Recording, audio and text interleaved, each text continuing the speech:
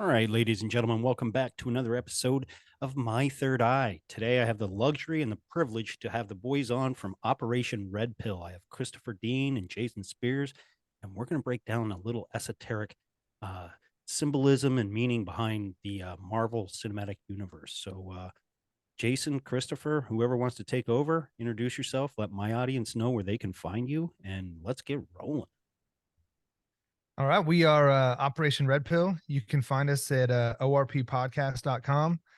We're also on Twitter, Facebook, and Instagram. Same thing, ORP Podcast. And we release an episode every week, every Wednesday at midnight. And yeah. You got anything to add, Jason? Well, now you covered all the sweet stuff, man. And I guess the only thing after that would be we love destroying people's relationship with their favorite films.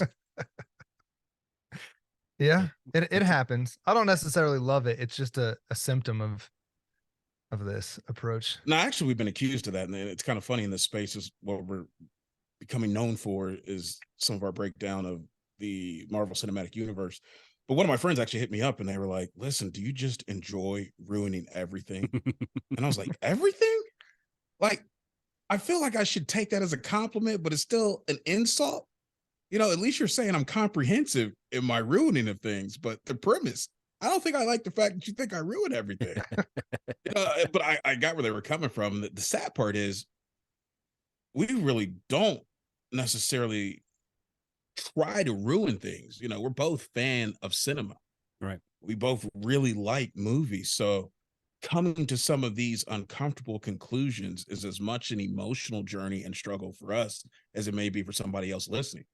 You know, it's kind of like, I mean, I hate to say it this way, but I think Chappelle said it best. It was like when Bill Cosby was allegedly accused of doing certain things. You're like, I don't want pudding pops to rape. I like pudding pops. Yeah. You know what I mean? Yep. You're like, I don't want Marvel to actually be delivering these types of subversive ideas. And I don't necessarily want my favorite Avenger to be a metaphor of a much deeper esoteric idea. Like, I just like my Avenger.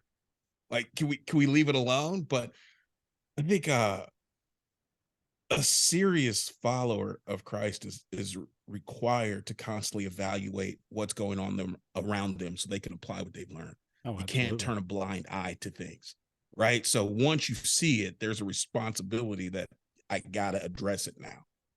You know, I have to adjust course accordingly. If I've got emotional ties with this thing, I have to do the hard work of disattaching myself from it so that I can put it in its appropriate place. Because ultimately, if it's something that is toxic, right? If it's something that's spiritually corrosive, then it's going to do us harm, even if it comes in a package that we really like. Right. You'd want to know if there's poison in your food, even if it is your favorite food. Actually, I like Mountain Dew, so I'm not sure if I want to know. Yeah. Okay, you should care. You should want to know. That's what it is. Right? If you only knew what kind of human, how do I put this? Human particles, stem cells, whatever, that go into a lot of our foods, and Mountain Dew and PepsiCo is a big one.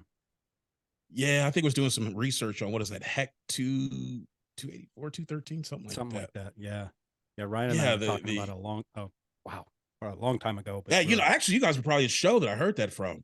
Okay. Because I remember, I think it was Ryan, and I couldn't remember exactly who his guest was. But as soon as I heard it, I stopped what I was doing, picked my phone up, and I'm like, I got to find out more about this. Like, I hope there's a whole show on just this. And I looked it up, and I was like, no, it's in way more things than I would have imagined. Yeah. I was like, oh yeah, we're putting this on the back burner. We gotta dig into that a little bit more. I think I called you up, Christopher, and was like, you won't believe what I just heard. No, I remember that. Yeah, that was ridiculous. It's closely tied to when my mom was like, hey, do you know what trisodium phosphate is? I was like, no, TSP. why? She's like, oh, I used to have to wear protective goggles and gloves when I clean the kitchen with it. And by the way, it's in your cereal and it's in your bread and it's in your crackers. And I was like, good grief. You can't get away from it. No, it's a system. And guess who started it all? it was the cigarette company, to the two big cigarette companies, when they originally bought out the big like General Mills. One bought General Mills, one bought like Nabisco and everything. And when they did that, they used their same marketing campaign to advertise to kids all this processed junk food and everything, and started pumping all these chemicals into it, just like they did with tobacco. And bada bing, bada boom, now we're here. You know, it's a proven strategy though, because I know they went to, I think in some of their court cases, they actually got the playbook on how the cigarette companies marketed what they knew and how they strategically counter marketed what they knew to the public. Right. And you're like, when you went to court and they're like, we didn't know. Like, oh, BS, yes, you did. Yeah, you did. You definitely knew. We got the paperwork right here that says, dear everybody, scratch line 4, redact line 5, and just talk about line 7. That's all we're talking about. Yep. I'm like, you're kidding me. So you're absolutely right, man. They went ahead and if it ain't broke, don't fix it, right? And it's an effective strategy. It's still That's crazy. used today. I didn't know that. And it even ties in with some of the stuff that you guys do with the movies, you know, with the subliminal messaging that started back in like the 50s and 60s. You know, they flash a slight image that you probably wouldn't even catch. And next thing you know, you're like, oh, you know, I want popcorn or something, or I want this candy. Yeah. You didn't know why. Yeah, I think the first film that clued me into that was Fight Club. Really? Yeah, I remember. I believe it was Brad. If I'm remembering the movie right, I think Brad Pitt's character was talking about some of the subliminal things that they put in to actual films, how they will splice in a Coke. Oh yeah, because he would put him? the porn or whatever in on purpose. Don't remember that part. I remember the Coke, but oh yeah, he thought it was hysterical to put in like sections of porn in cartoons, so they'd watch it and then all of a sudden it'd flash in front of their face with a sound effect, and then it was just back to the cartoon. Nothing to see here. Yeah, right. Isn't that crazy though? What your mind can pick up. Yeah. Did you see the Katy Perry? What was it, E.T. or whatever music video? No. In several different clips throughout that is like monkeys having sex, horses having sex, just randomly throughout the video. Real weird. I wonder what sort of cognitive impact that would have, because that's not going to lead me to, you know, I really feel like riding a Clydesdale right now. like what's the fallout of just randomly seeing animals having sex? I don't know. It's weird though. It's weird. Her song E.T. was disturbing and it's catchy. Yeah. Tell me what like song it's got him a lot isn't disturbing. You know what? To the same point, which song of hers isn't catchy? Yeah, true. Like I wish she would write a disturbing non-catchy song if you got to write one. You know, but I remember I was doing some research on E.T. and I went to listen to it. And guy was like, you got 3 listens and that's it. I was like, but I'm on 3.5. Cut it. Because you'll be listening all day. Yeah. Yeah. It's got that hook. It's crazy how it gets. Go down the rabbit hole of that Katy Perry possibly could be JonBenet Ramsey. Really? Have you heard about that? I've not heard about that. No, I haven't heard that one either. Yeah. Huh. It's just one of those crazy theories that floats around out there. And Taylor Swift could be the daughter of Anton LaVey's. Yeah. His granddaughter, wouldn't it be? Yeah, granddaughter. Yeah. Something like that. Because what is it, Zeta? Or Zeta LaVey looks like her. Totally. Huh. Yeah, they got some uncanny physical characteristics. Yeah. I was just gonna say it's crazy the way that this stuff gets embedded into your mind, because I haven't listened to Katy Perry in who knows how long. And me and my wife were hanging out the other day, and I was like, tone, tan, fit, and ready. Turn it up because it's getting heavy. Wild, wild West Coast. I was like, Snoop Dogg, how are you still in my head from this song that I haven't even listened to for years? Bro. Kayla was like, what are you doing? I was like, don't ask. I'm embarrassed. Bro, okay, so I don't know what movie I was watching. It was some movie that I hadn't seen in a long time. Okay. And I mean like probably 2.5 decades. I hadn't seen this film. Okay. And I go back and I watch it. And the music from the film, the songs are kicking in my memory about 2 or 3 measures before I'm hearing it in the movie. Right. And it's because of my memory, because I remember actually watching the movie as a kid or whatever. And I'm like, how are the lyrics still in my mind? I can't remember what I did yesterday. So you can know things that you don't know you know. Hey, we're on with ghosts. So I expect you to have some common courtesy. And I'm not going to say to you what I'm going to say to you when we off the air. You're good. You can say whatever you want here. No, you're recording. I don't need any evidence. No, it's funny Gotcha. because some of these like really difficult concepts we'll run back and forth, and they'll just come up, over and over through the years. And we had argued for probably a month on whether or not you can actually know something but not know that you know it. So I think I ended up on top on that argument. So it's funny when yeah, you just say you won. I ended up on top. We'll say you won so people don't get the wrong idea. But no, so anytime I can plug that victory again is pretty great. Yeah, you make it seem like you get so few victories. Yeah. One. But yeah, so with like implanted ideas and this stuff sticks around for a while. I'm not sure, Ghost, exactly what your stance is on the Bible, but I know that Matt from The Great Deception and Ryan, lean more towards that direction because they recognize this consistent attack against it. Mm-hmm. And it's crazy. It's nice to hear other people say that, because Jason and I've kind of been saying it for a while. Like 75% of believing college students, when they go to attend university, will end up abandoning their faith. Mm-hmm. If they believe in the Bible. That's a staggering amount of brainwashing. Oh yeah, big time. And from the outside, if you look at it, it might just seem like the idea that, oh well, God is an antiquated idea, and just the smarter you get, then you just push out these ideas that don't make sense anymore. But that couldn't be further from the truth. I think what is it? Most of the people that have won Nobel Prizes, Jason, have actually believed in a higher power. Yeah. Mm-hmm. So this idea, I think even Bill Nye mentioned it when he was debating not a Ken science Ham guy at all. You just got right. No, he is not. You mean Bill Nye, the actor guy? Yes. Yeah. But people look to him and he goes, well, you can't believe in any religion because any religion is going to stifle the advancements in technology of humanity. And it's just not true. It's ridiculous. Right. But the fact that they say it and people actually believe it is like crazy. I say, if you repeat a lie frequently enough, it'll get believed. Right. Yeah. Oh, and the whole idea that you can separate humanity from religion is really a non-starter.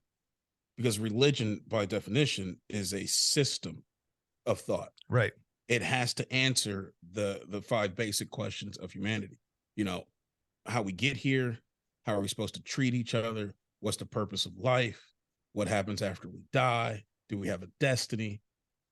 If you say you're not religious, if you claim to be irreligious, non-religious, atheist, what have you, you're still required to provide answers to those questions. And as soon as you do, you've just created a religious system of thought. Right.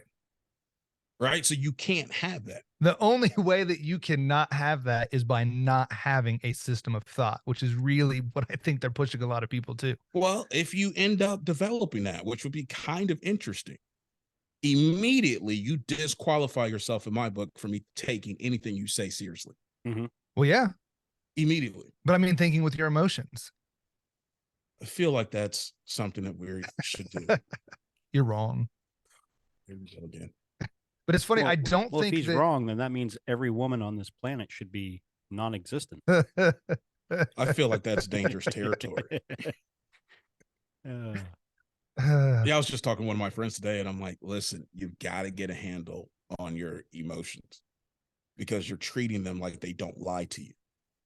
And they'll as lie soon to you as like you can realize, right, as soon as you realize that just because you're feeling something doesn't mean it's valid, which is a huge issue. Like in psychology, a lot of people are teaching you can't invalidate what a person says they feel. Well, I guess you can. Mm-hmm. I'm not saying you don't feel it. All I'm saying is that the prerequisite conditions that led to that emotional sensation may not be authentic. They may not be true. Right. You're really feeling it, but it doesn't represent reality. Right. If you think that your significant other is cheating on you and you find you're mad about it, but then you find out, no, I was actually out trying to buy you gifts. I wasn't staying out late. Oh, Suddenly I'm not mad anymore. But what happened? You got new information that you allowed to change your purview and perspective on reality, and you adjusted your emotional response to the new information. You should be doing that anyway. I'm about to say that's all we're asking. Yeah.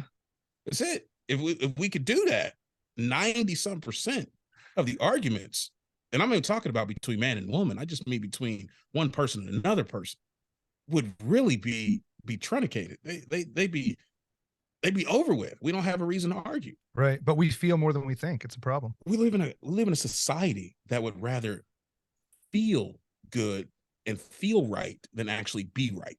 Oh, big time. And that's a problem. Mm-hmm.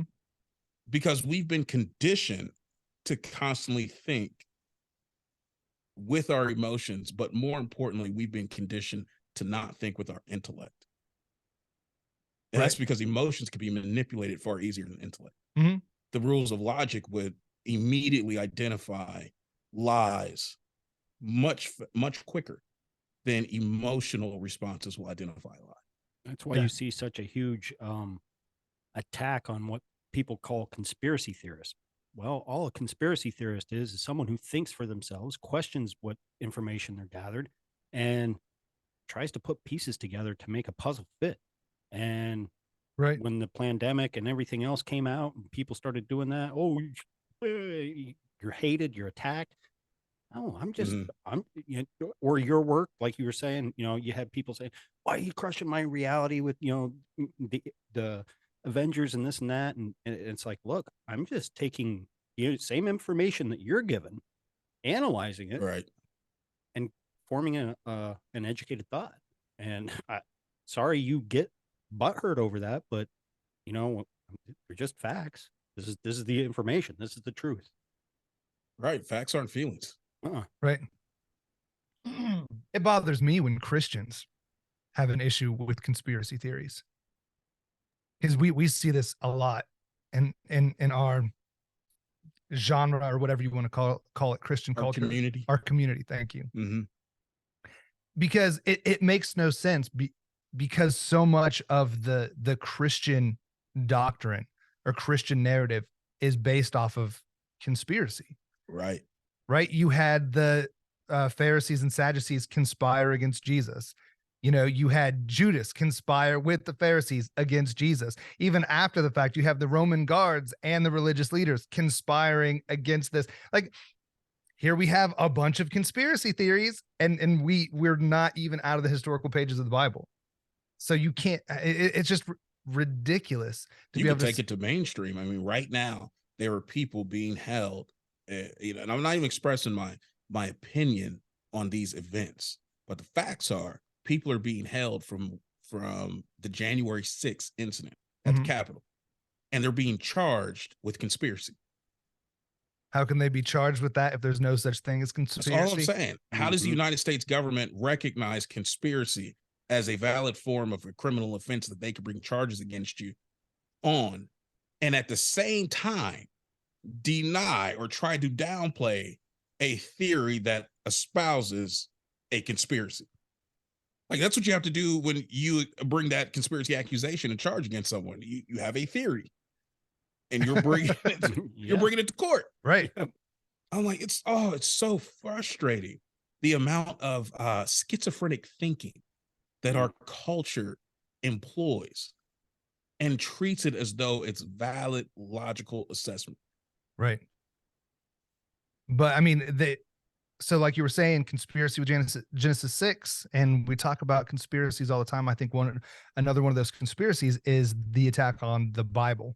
The fact that the idea of Jesus or the historicity of the Bible is antithetical to technological pursuit or science. And I really think the truth of it is it's not that it's at all antithetical to science and technology, but it's antithetical to the satanic control matrix and the agenda of the Kabbalist elites. And that's why they have an issue with it. So, hey man, did you hear that? What? There was like a huge explosion across the podverse. I didn't hear it. Yeah, you said something satanic what? And the people's like, satanic control matrix. Yeah, you just ran past that like everybody knew what that was. Like, they got that back in 5th grade. It's like, yeah, we got that. SCM. Cool. What's next? All right, so what is it, Jason? Yeah, listen, I wasn't on track. The satanic control matrix is actually this integrated system of control that has three overlapping tiers to it. Starts out focused on the individual, and then it moves to a societal level, and then finally to a global level. And its goal is to institute absolute control over every facet and aspects of a person's life on every level. Right. So starts out dealing with demonically inspired education, which normally gets a person introduced to and comfortable with, and in some cases even initiate into occult practices under the guise of multicultural studies. Right. At the same time that's going on, there are social conditioning protocols that are being put in place that are also affecting the way a person thinks. It's affecting the way a person perceives reality. It's utilizing proven brainwashing techniques in order to affect change on a regional level. And then finally, all of that plays into an integrated system that we would call the New World Order, which is about establishing the satanic uh, the satanic governmental system of old that led to the flooding of this planet in ancient times. So it's very, very dangerous, but very, very real. And these are types of things when people start poking at it or pointing at it, they get immediate responses that sometimes are not too friendly. Right. Well, that kind of ties back into when you were watching a movie that you hadn't seen for 2.5 decades. And you're like, oh, I knew the song, I knew these verses, I was queuing them up. Who was the greatest choir master ever? Satan. Who controls music? Who do these artists supposedly sell their souls to? Satan. So I don't know. It's all around I us. think you're spot on there. Mm-hmm. And I think the Bible gives us the tool set to kind of work against the agenda of the elites or the satanic control matrix. But Marvel, the satanic brainwashing that we see in the second tier of the satanic control matrix is where Marvel comes in with that Gnostic inversion. Have you seen the Captain Marvel movie, Ghost? No, I haven't. I refuse to. Okay, why do you refuse to see this one? I don't know. I just heard it went way too woke, and I was just like, I could be wrong. I'm just going off what other people have said that when they saw it. I was just like, okay. And I believe Captain Marvel was originally a man, or was Captain Marvel always a woman? I should know this. I'm not sure. You're the resident comic book expert. Well, as far back as I remember, Captain Marvel was a woman, but there definitely could have been an earlier version that was a man. Well, hold on. I know they changed something for the movie. Did they change her ethnicity? Like in the comics, was she black? Yeah, there was something to do with the character itself that they there was changed. something they changed. I thought it was with their ethnicity. Maybe. Like I said, I didn't grow up reading comic books, so my exposure to this content is strictly from the cinematic world established by Marvel. Okay. And then I have to go back through you and other people and kind of pick up some of the lore established in the books. Okay. And I only know some of it. Like I didn't know much about Miss Marvel. Okay. And it gets a little confusing because there's Captain Marvel, Miss Marvel. Like it's the term Marvel is thrown around a lot. So you asked Ghost if he had seen Miss Marvel. Oh, did I? Which one did he ask? Did he ask Miss Marvel? Captain. Okay. Okay. Good. Cool. Because okay. that's the one I meant to ask. My bad. I was sitting there going, wait, did I misunderstand the question? No, so this one, this has got Brie Larson in it. She plays Captain Marvel or Carol Danvers, and then Jude Law would be the well, you don't know it at the beginning, but he's the antagonist. Okay. Jan Rigg, I think was his name. And this is just another one. Some of the movies, it's kind of hard to see the Gnostic messaging, but this one is just, it's blatant in your face. So you have Captain Marvel. She gets kidnapped essentially by this elite governing institution that's led by a supreme intelligence.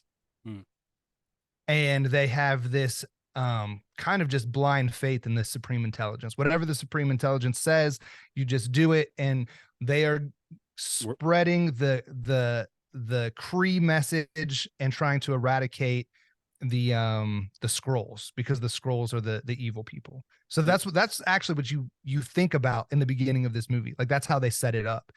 And then throughout the movie, you realize that the Kree are actually lying to Captain Marvel. She has this hidden power, and they keep telling her that she can't use it. And the scrolls actually are the good people, but they their primary defense mechanism is deceit, because they're shapeshifters.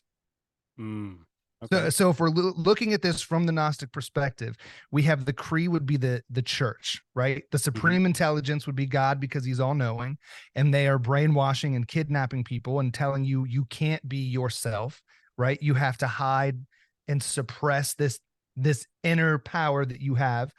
And then they try to color the enemy, which is really the good guy, the oppressed one, because a lot of this is about sympathy for the devil. So when you really discover who the scrolls are, and they're just being abused by the Kree. So Satan's just getting abused by this tyrannical god, and he's really just trying to find his way, and he's trying to team up with humans to try to make this happen. And in the movie, the way that Captain Marvel is able to overthrow Kree power is by being true to herself, right? Following her heart.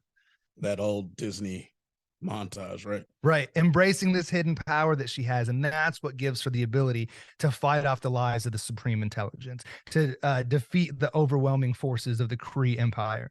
And then she can be all buddy with these little, I hate to call them liars. Like, as characters in the film, I think they do a really good job of being kind of the oppressed group. But I come at it harshly from that Gnostic perspective, that these are, the demons. These are the Satan archetypes that we're seeing, that are being presented in a way that gets us to sympathize with them. And they work with Captain Marvel to develop a technologically advanced engine, so then they can escape the reach of the Kree and find a safe place to develop a civilization. Now, laying it all out of like that makes me kind of want to watch the movie now. You know what I mean? Marvel needs to pay us. Oh no, Christopher's good, man. When he gives you that backstory, you're like, oh, okay, this seems dope. I'll go check it out. Yeah, I mean, because on its face, sorry, Gus, go ahead. No, I was just gonna say, last night I actually just started watching Loki, and I do have, I don't know, it's weird. I've always kind of liked Loki. Yeah, I'm the same way, especially when he came down that staircase in Thor, and he had the hair and he had the scepter, he had the look of, it was like a weird mix between debonair and dangerous. Yeah, and he had that smooth little trot down, and I was like, okay, I think I could pull off Loki. I'm gonna have to grow my fro out and relax a little bit, but I could almost do it. Yeah, and being the god of mischief, I mean, that it's just like, okay, what's this trickster gonna do? You know what I mean? Like, going into it and kind of having some knowledge of, the Nordic religion and what have you, and I was just like, oh, I can't wait to see how they bring this character in with Loki and how they do it. But it kind of, with what you guys, I don't want to jump the gun, but what you guys break down totally spins my mind in so many different directions, because it's like, well, wait a minute, I shouldn't like Loki, but I do like Loki, but is it okay to like Loki? You know what I mean?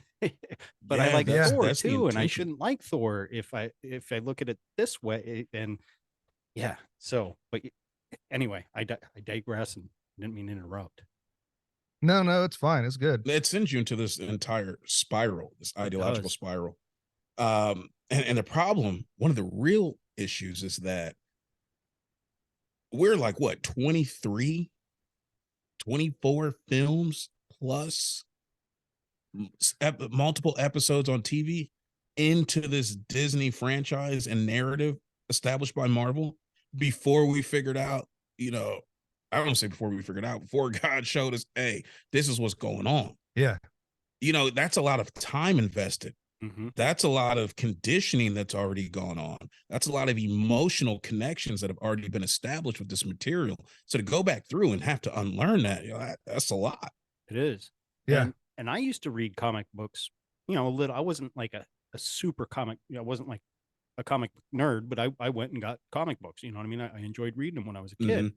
I wish I still had some of the ones that I did have. But Right. I don't, and granted, I was reading them through a kid's mindset at the time, but I don't remember the same messaging then as when Disney took over and bought out Marvel. Like it seems like once the evil empire bought Marvel, man, they threw their whole satanic agenda at it. They definitely, in my opinion, shifted gears. Mm-hmm. But I think, and again, I don't have a lot of experience with the actual comic book stuff, just some of the things that I've looked at and researched. From what I can tell, the stories that Marvel put forth were really the retellings of ancient stories, right? Okay. Ancient spiritual stories, almost a retelling of the history of the gods from a different perspective. And it seems like the more we dig into it, the more we see that the core material is actually a regurgitation of ancient material. Okay. Now that makes sense. So I think it was still there. I just think it was a bit more subtle. Okay. And once that it makes got, sense because as a kid, you just read it for face value. You know what I mean? You're not well, yeah. Mhm. But also think about society about the time that that came up. You know, true. there are multiple movements in this satanic control matrix, right? You're trying to establish absolute control over every being on a planet. That's a lot of work.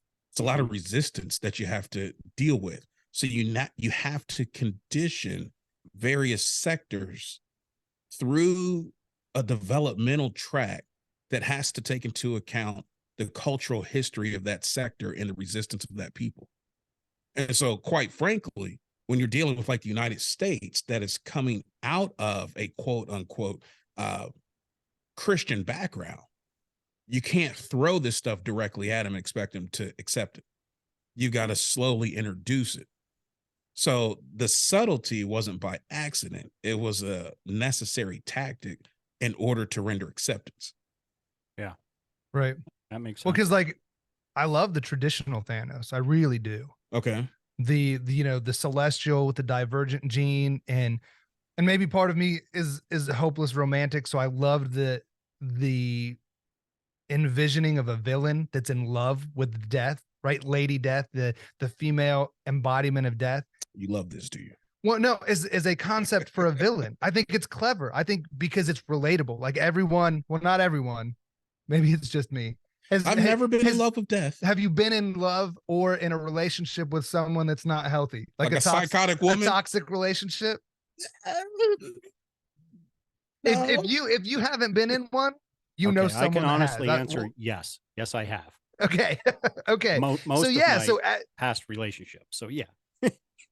okay, great. Yeah. So then you have Thanos who is in love with death. And clearly you're like, bro, could you not see the red flags? Like her name is Death. But you can see how this so sexy. But you can see how this drives him to be the villain that he is and killing people and sending them to her. Like it's distorted, but I think it's a good villain, you know? Okay. And then you have the Disney Thanos or the MCU Thanos, and he's just this ogre that wants to kill half the population to save the resources temporarily. I'm like, it's green gospel so well by Josh Brolin. Oh, he is. I mean, like I didn't catch none of that. As soon as he just walks in, like, fine, I'll do it myself. I was like, oh yeah, I gotta adopt that as a mantra. And he shows up in boxes with a Hulk. Yeah. Like then, I mean, that puts him on the map right away. I was personally pissed off that he was able to pull off what I considered to be a purple goatee. I was like, how did he get his beard like that? I didn't know it was his chin. I was like, man, that's dope. I don't think I can pull off a purple beard. He is rocking that color. That's funny. Hey, you don't know unless you try. right? But I don't know if I could try that one. True. I mean, Brolin does do a good job playing him, but the actual writing of the villain is just gross. It doesn't make sense. It's dumb, but it's all to fit that, like you were saying, Ghost, to fit that Gnostic messaging that wasn't there in the first rendition of it. Mhm. And you It has touched on made me something. really wonder. I'm sorry. Oh no, I was just gonna say you said something about they were written towards the times. I mean, when a lot of those comic books were coming out, it was the end of World War II. You had your Vietnam ties, you had civil rights tied in there, and then it went into the 80s, and they kind of brought in a little bit of the satanic panic and maybe AIDS fear and homosexuality as a kind of a fear, and then you get into the 90s, and it just that's when I kind of think things just kind of, okay, we got to kick something into gear for the long haul. And now here we are. Because the 90s to me was like the last great decade, only because I grew, I graduated in 96, so I experienced the 90s as a little bit older of a kid. But looking back on the commercials that I remember, you were already seeing those sexual innuendos with even like food snacks and this and that. And, and it was like, oh, okay. You didn't see that 10-15 years before that. Yeah. Interesting. I went back. I was watching Boy Meets World. It was like my show when I was growing up. And since it's on Disney Plus, I've had a chance to go back and kind of relive Did you my have a thing for adolescence. Topanga? Define did. Yeah, I was gonna say he still does. Still does. Is she still good looking? It's Topanga. I don't know what she looks like now, like grown up. I mean, she's still attractive, but there's something iconic about that version. And Right. the You know, name. There was that something with the Topanga. name too. The name Topanga, was just, yeah, the name's was kind of unique. sexy the way you say Yeah. it. Yeah, you can have a lot of fun. Topanga. You can't really get mad at something like that. A word like that. Do you know what it means? Like, wouldn't it be weird if there was some like sexually embedded meaning to No, the it wouldn't be name? weird. It would make perfect sense. Yeah. But apparently it's actually I think it's a rock formation out in California, like Topanga Canyon. Oh, really? Yeah, I listened to the podcast that's conducted between Daniel Fishel, Will Fidel, and Ryder Strong, the people who played Topanga, Will, the brother, and Sean, the best friend. Oh, okay. And so they go back through a lot of the history and facts and stuff about the show. And one of the things that's up for debate is, where did the actual name Topanga come from? And there's like two different stories about it, but one of them is that the show creator, Michael Jacobs, was driving around. He needed a name for the Topanga character, didn't have it, was passing Topanga Canyon, and was like, that's it, her name's Topanga. And then somebody else, I forget the other story, but apparently it's a real place. It's a real name. Okay. But anyhow, taking me all the way down Boy Meets World, world. I remember going back, rewatching these, and I told Christopher Ghost, I'm like, okay, dude, you've ruined this for me. Because Christopher's like, hey, while you're going through it, how about you just, just for grins and giggles, how about you look into this and see if there's any sort of embedded messaging? I'm like, no, I don't want to. This is my sacred little cow. Childhood. Exactly. Leave me be. This is a pure show, and there's nothing wrong. Comes out of the 90s. Like 5 episodes in, I'm like, I swear she just channeled a demon as a child. This is bad in the middle of class. He was like, but this is only 5 episodes in. I was like, I know. This is horrible. I've gone through several of the subsequent seasons, and there's still things that are embedded in there. So what that shows me, and I've seen this with other content as well, it shows me that the things were there, but my awareness of them was not as sharp as it is now. Right. But that serves a purpose. It allows us to get desensitized to content early, so that shifts in the potency and concentration, the spiritual concentration of the content can happen, right? Because the people that control this, the synagogue of Satan, if you will, they're playing the long game. Mm-hmm. Right? They're not after just trying to make incremental advancements. Well, let me rephrase that. They're not after winning the game in 2 moves. If they could, sure, they go for it, but they know it's not a practical strategy. Right. So they will play out 200-300 moves. And if it takes longer than that, it takes longer than that, because the goal is achieving the goal. Same thing the Nazis did. Right. Mm-hmm. That's interesting, because we can touch on that a little bit later. But I'm excited. I want to do Black Panther. Have you seen that one, Ghost? No, I quit. What was the last one I saw? I think it was Ragnarok. Was the last one that I watched. Okay. I think Black Panther came out before Ragnarok. Yeah. There And you go. And I only watched Ragnarok because I think we were at my brother-in-law's, and he's like, "Hey, have you seen it?" I'm like, "No." He's like, "It's kind of goofy. Let's watch it." I'm like, "All right." We'd had a few beers, and there's the Hulk and the arena and what have you. And it's like, okay, but I don't know. I didn't really enjoy it. They made it. That one was really cheesy, in my opinion. Yeah. Excuse me. There's a Planet Hulk like storyline that it kind of borrows from, that Okay. the Hulk was thrown off of planet by Tony Stark and some others because he was too destructive. But then he gets to this other planet and ends up being able to stay in Hulk form, and then gets some of that armor, and he fights in the arena and kind of finds a spot in a chaotic world. And that's kind of what was my draw. I was like, oh, this is going to be like Planet Hulk. And it wasn't really like that at all. Because in Planet Hulk, I think he ends up becoming the leader because he's, the superior warrior. And then Hulk doesn't even want to go home. He's like, this is my home now. Right. So yeah, I kind of got swindled thinking that that's what it was going to be like. And it was just goofy. It wasn't nearly as bad as Love and Thunder, which I could not finish. And Jason wants me to finish. I saw that, and I saw the previews, and I'm like, what? No. Yeah, I knew it was. No. I knew it was gonna be bad, but doing the show that we have, I was like, okay, I guess I'll watch it. Like, and Jason, then, but I couldn't. Literally sat there and finished it. I do, but that's because I try to discipline myself where if I start something, finish it. Oh, man, Even if it's horrible. And Love and Thunder, first off, I didn't want to watch it. I saw the trailer.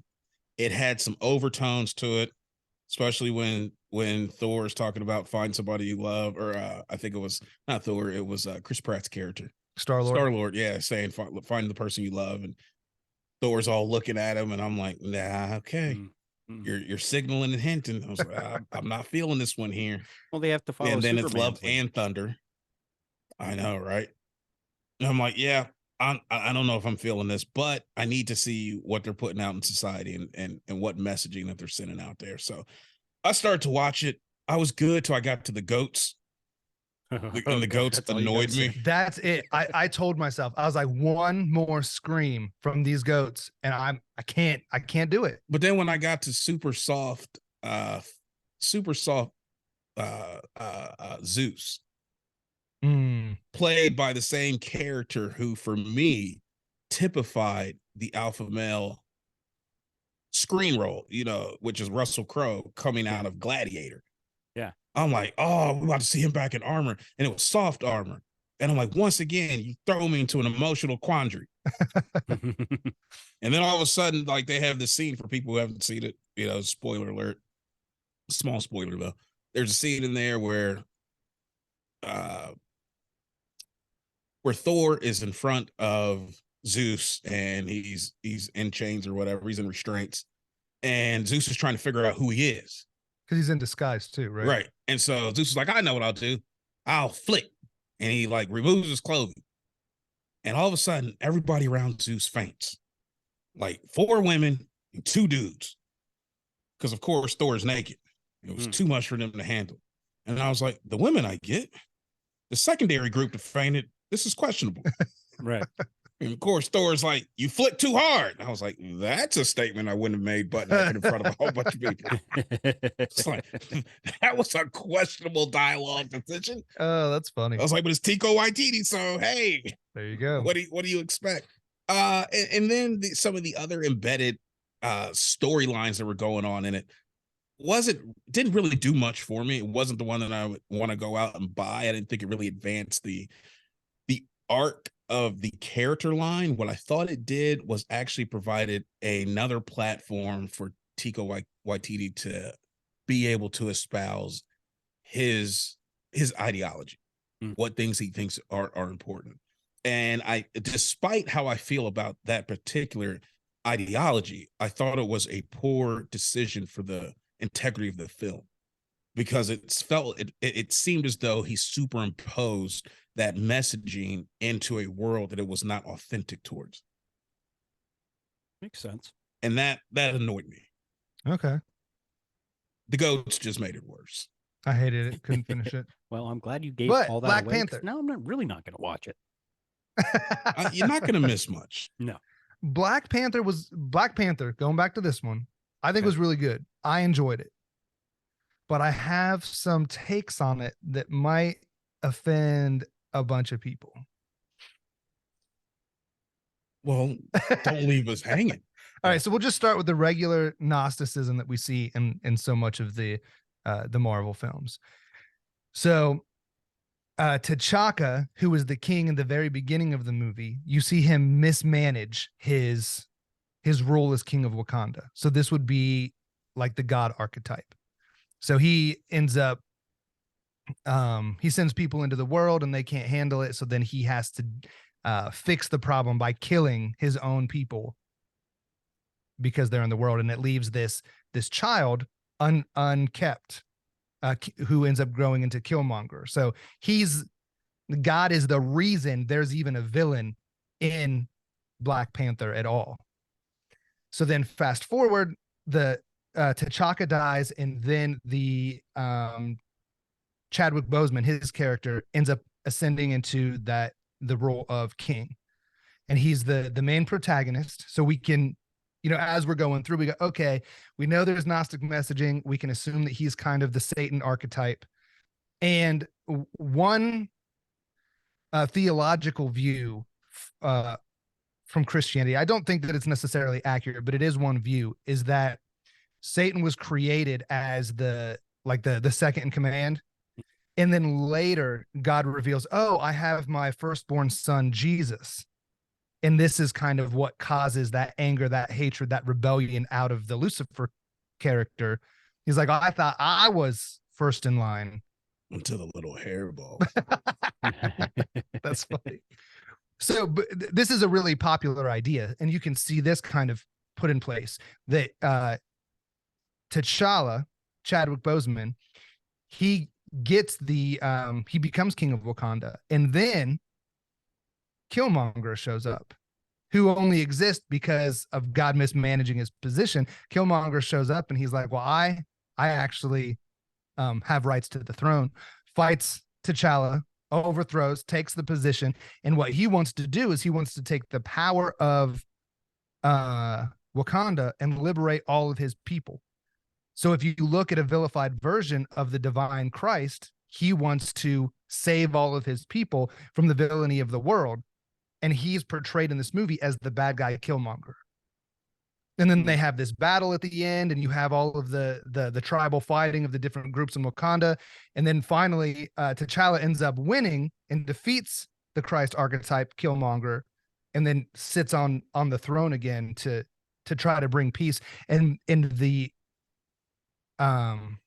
outpouring of that event causes Wakanda to then reunite with humanity, and they start exchanging ideas, and they start sharing technology to advance humanity from the position that Wakanda has. So that's kind of the Gnostic backdrop. Does that make sense, Ghost? Mm-hmm.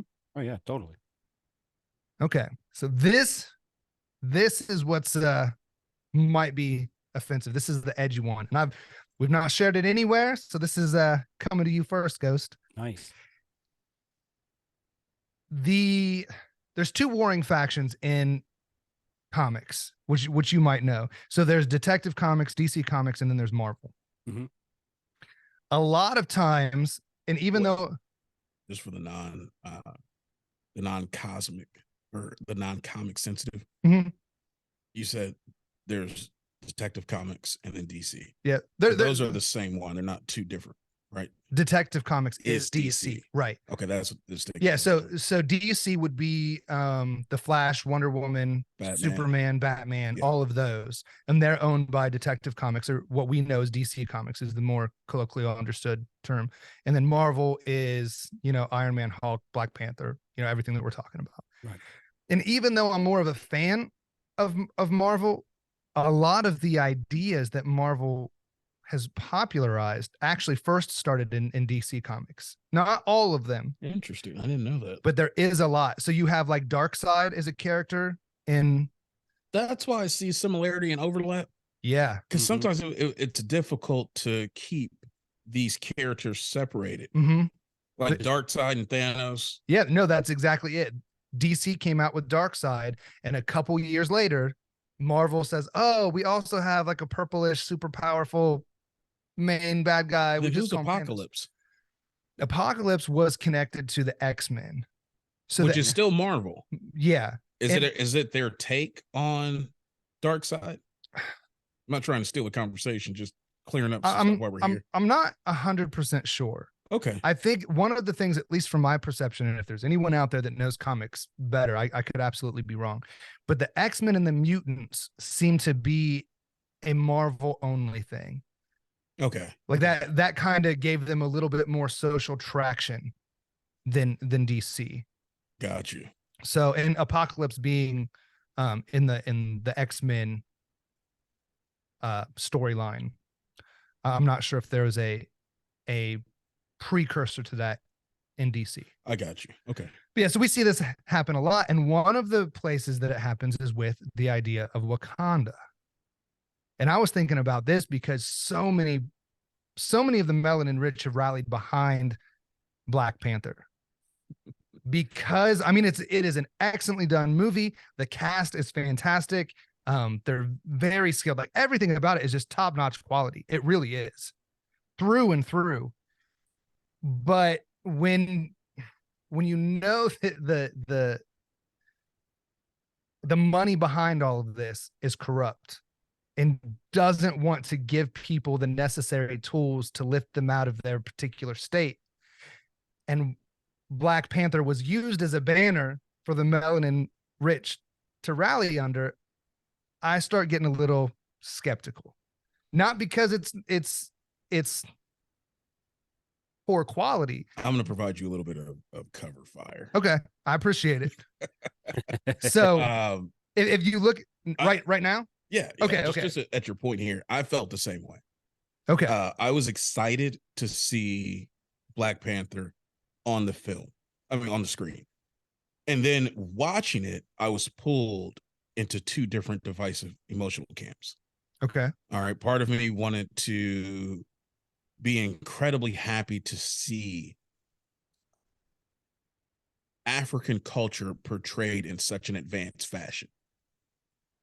Okay. Right. Especially when you come from an ethnic line of people here in the United States that have strategically had their ethnic history obfuscated and erased and whitewashed. Right. A lot of things have been changed. What it caused you to do is to lose your sense of ancestral identity. Right. And being able to see a portrayal of in such a positive light. And I'm going positive kind of within the entry into the Wakanda world. Okay. Right. It almost did the same thing that Coming to America did. No, In fact, they were like, sales. Your Highness. I see. I have been trying and I have been holding on to the belief that I'll be able to relive that moment. I don't blame somebody singing, "She's your queen." Oh yeah, I'm waiting for that moment. And I also would have my face on my own money. You've been holding on to the royal. I was like, that's a bad follow-up. Touche. Been holding on tight. Yeah. word choice is key It right here, is. right? It is. I'm gonna give you that Wow. point. That's hilarious. No, but Hold on they for said one that more sales went up. day. Right? Sorry, They I said had that to. sales to Wakanda and sales to Zamunda skyrocketed. As far as, so not sales, but increase to, is there a tour? Can we get there? They had to be like, these are fictional places. Mhm. Yeah. But it resonates with people because you don't constantly see that in careful how I say this. They want you to see it as a European dominated society, right? Mhm. But in a Luciferian dominated society that seeks to exploit every ethnic group and turn it against itself or turn it against others, Mhm. they're not going to show a version of history that's authentic and produces psychological freedom. Right. Right. Right. So that's the other camp, the other side that I was being drawn into, which is knowing this is a visual product, cinematic product of a multi-billion-dollar company that has strategic ties into the synagogue of Satan and is financed by Luciferian bankers that are part of the international banking cartel. There's no way that this is an innocent project. Right. Period. And it's getting the type of cultural traction that would make it a spotlight to be the type of platform that you could deliver diversive messaging from. Mm-hmm. If you were skilled enough to do it, right? Right. So I'm pulling to these two divergent camps as I'm watching it. Yeah. It was very difficult to fly through. So I want to provide you a little bit of cover fire so people didn't think that it was just you coming from a certain perspective, maybe given your ethnic history. I appreciate that. Okay, no problem. It's There's hard an to be invoice purple. coming. Right? Yeah. Purple lives matter. Yeah, purple Right. lives matter. Right. But Wakanda, the whole Black Panther storyline originated with the DC comics, but it looked a little bit different. There was a secret or a hidden city run by superior technological advances due to cosmic interference, right? So like there was a comet that crashed into Wakanda and it provided the vibranium that powered all of their technology. Oh, The shit, same that's thing where happens. Captain America got his steel from for his shield. Yep. Yeah. Yep. Oh, I didn't. That's actually one of the key resources that Killmonger's referring to, that if Wakanda would actually come off of that, he could help liberate I many gotta of the go watch oppressed that. people around the world. Because the only time I ever got to see Black Panther in action was the Avenger movies, and Okay. but I gave up long before that even came out because I was just so fed up with it. Seemed like every year, oh, Marvel, another Marvel movie, and it was just like, oh, pump the brakes a little bit. You know what I mean? Now you're just to me, it seemed like they were going for quantity and lost that quality aspect of it a little bit. Interesting. Yeah, I'm kind of sitting right there because there's like all the series and I'm behind on movies and I'm just like, I didn't have that view. there's so much. Like, it was hard for me to wait every year. Okay. And I was kind of happy when they began to develop a multi-tiered release schedule. Oh, Right. okay. So now I can get my fixes at different points. And I enjoyed jumping into these worlds, seeing action, kind of figuring out what's going to happen. These are not super deep storylines, but they are visually satisfying, and they don't cut back on the graphics. I enjoyed it. These are like great popcorn movies. Right. And they're pretty consistent. So even if the rest of Hollywood is not producing quality action films, I pretty much know what I'm gonna get from Marvel. Right. It's gonna be worth my $5 Tuesday. No, that makes sense. Not a $10, but it's a definitely $5 worth a $5 Tuesday. Okay. That makes perfect sense. And So I have the luxury. I have Go Disney ahead. Plus, so I can catch up on a lot of these. So there you go. There you right. That's one way to do it for sure. then I don't pay for it. My brother-in-law does, so I get it for free. Oh, you making out all the way. Even better, even better. Yeah, you got to. So with with Black Panther and Wakanda, the precursor to that in DC is actually Gorilla City. And it's a hidden city of highly advanced gorillas. Seems like this is going to take an immediate left. Yeah, because it's where you get Gorilla Grodd. the villain from DC. If you play For Flash, yeah, Grodd, yeah, the really smart Gorilla King dude. yeah, Interesting. he's from Gorilla City. Okay. And I was like, man, so when you take this idea and twist it, you replace the gorillas with the melanin rich. That's messed up. So now, Wow. you gotta be careful how you answer this one. What ties or makes the connection for you between these two storylines? Because someone might argue that aren't you superimposing the values that you see from Gorilla City onto Wakanda? What do you mean? How do you know that it's a rehashing of the Gorilla City motif? Well, one, it's a pattern that Marvel had to steal ideas shortly after the release of DC. Okay. So then we have the primary release on DC, which is what happens. We have Gorilla City, and then they take over. And everything is the same except the name of the city and who occupies it.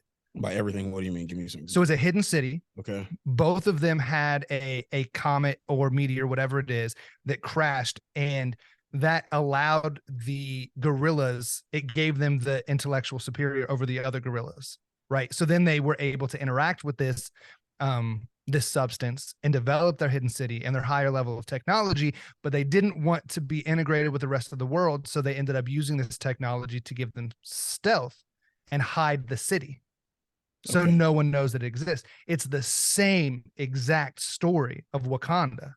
Now, for your sake in your life, yes, I needed you to explain that so people didn't think that you were making an unnecessary no, connection. that's good, because I've done the work. I was like, They might have thought your racism was leaking out a little bit. And I mean, I know you. I'm trying to expose the racism of those that put this together. Right. I just didn't want you to be accused. No, I appreciate it. All right. I appreciate it. So then the other thing, so it could just be, all right, look, we see a change, whatever. They changed Thanos. Maybe they just changed stuff and it doesn't mean anything. Mm-hmm. So then I went to really look at the actual interaction of the characters in the Black Panther movie. And I was like, this does not paint any of them in a good light. Because you have, in the movie, they talk about the oppressed peoples. Mm-hmm. And they talk about the ones that look like us, right? So they're just talking about the way people look and not even true ethnicity. We have a clip to play, but it's a real convoluted conversation between, there's 2 billion people that look just like us that are oppressed. And that's Killmonger talking to T'Challa. And T'Challa's like, well, I'm not, I'm the king of Wakanda, not the whole world. And then Killmonger goes, well, didn't all life start here? So aren't you, aren't all people your people? And I'm like, okay, hold on a second. What is it? Is it just the 2 billion melanin rich that are your people, or are all people your people? You can't hold both of these ideas. There is that idea, though. There's the idea that civilization and humanity started in Africa. I have no problem with that. Then all people should be children of Africa, not just the melanin rich ones. That's the issue that I have. You guys have your section. Yeah, it's oh my gosh, it's not a logically consistent perspective. You guys got Captain America, you got America. Man, we can't have little old Wakanda and Zamunda, can we? That's not what I'm saying. I'm saying it's just logically inconsistent. I follow you. I follow the logical fallacy that's being used. Right. And then they even blame, they call the main, I can't remember the guy's name, the guy that played Bilbo Baggins. He shows up in Black Panther. It's the only white, it might be the only white person in the movie, or the only melanin deficient person in the movie. I think so, as a minor character. Right. And they refer to him as a colonizer, right? So there's this idea throughout that the melanin rich are being oppressed by the melanin deficient, the colonizers. That shows up when Killmonger goes to the museum to retrieve the mask and the vibranium staff. Mm-hmm. And he asked the lady, where did your people get this? I mean, you didn't buy it. Right. You stole it. Right. So, yeah, that idea shows up pretty early. Right. And I'm not arguing that, but I am arguing the social dynamic that this issue only causes infighting of the melanin rich. The only people that you see fighting, both the protagonist and the antagonist in the movie Black Panther, are melanin rich, but they're proclaiming that the villain is melanin deficient. So I just think if you look past the exciting action movie portrayed by these wonderful melanin-rich actors, they're really not portraying the melanin-rich culture in a very good light. They're not giving a substantial banner to actually run under. It's no Which would be different than the consistent. Khazarians and the Zionists going around the Yeah. world saying, hey, these people are bad, and they call them Jews, and then they infight, and then everybody's bad because or if you attack and say the word Jew, but not really You're going and look anti-Semitic. at the root word or culture, because the Jews today aren't of the original 12 tribes. These were the Khazarians that were given a choice, and oh, we'll just take Judaism, and then the Zionists step in, and then oh, if we have all this infighting and it spreads around the world, wow, we went on both sides. It's divide and conquer strategy. Mm-hmm. And that's what's utilized by the financing partners behind Disney and almost every other Fortune 500 company. Yep. Right. They don't want to, and it's not just, I mean, yes, there is a war on the melanin rich, but there's a war on everyone. There is, because there's a war on humanity. Right. So Republican, Democrat, none of us are given any substantial banner anymore. Like the quality is degrading across the board. Well, that was developed by Tavistock. They actually show that if you want to go in and take over a section, what you do is you establish infighting by creating labels that are juxtaposed to one another. And you continue to divide smaller and smaller groups till you create a psychopathic mob mentality amongst those groups. Well, and that It's goes how back you to establish control. what you said earlier, Jason, about your feelings. Oh, I wasn't cheating on you, as I was out late buying you gifts. Okay, so if you're in a relationship and one partner all of a sudden out of the blue, you're a cheater, you're a cheater, you're a cheater, you're a cheater, you're a cheater, 9 times out of 10, they're the ones cheating. 9 times out of 10, political party or not, two wings, one fucking bird, in my opinion. You're racist, you're racist, you're racist, you're racist, you're racist. And then you really look, wait, you're the racist, but you're calling everybody right. Or take, homophobic, take any topic, and it infighting at its best, divide and conquer. Yep. And it's an effective strategy. It works. It is. But like we were saying, the Bible isn't antithetical to science. It's antithetical to the agenda of the Kabbalist.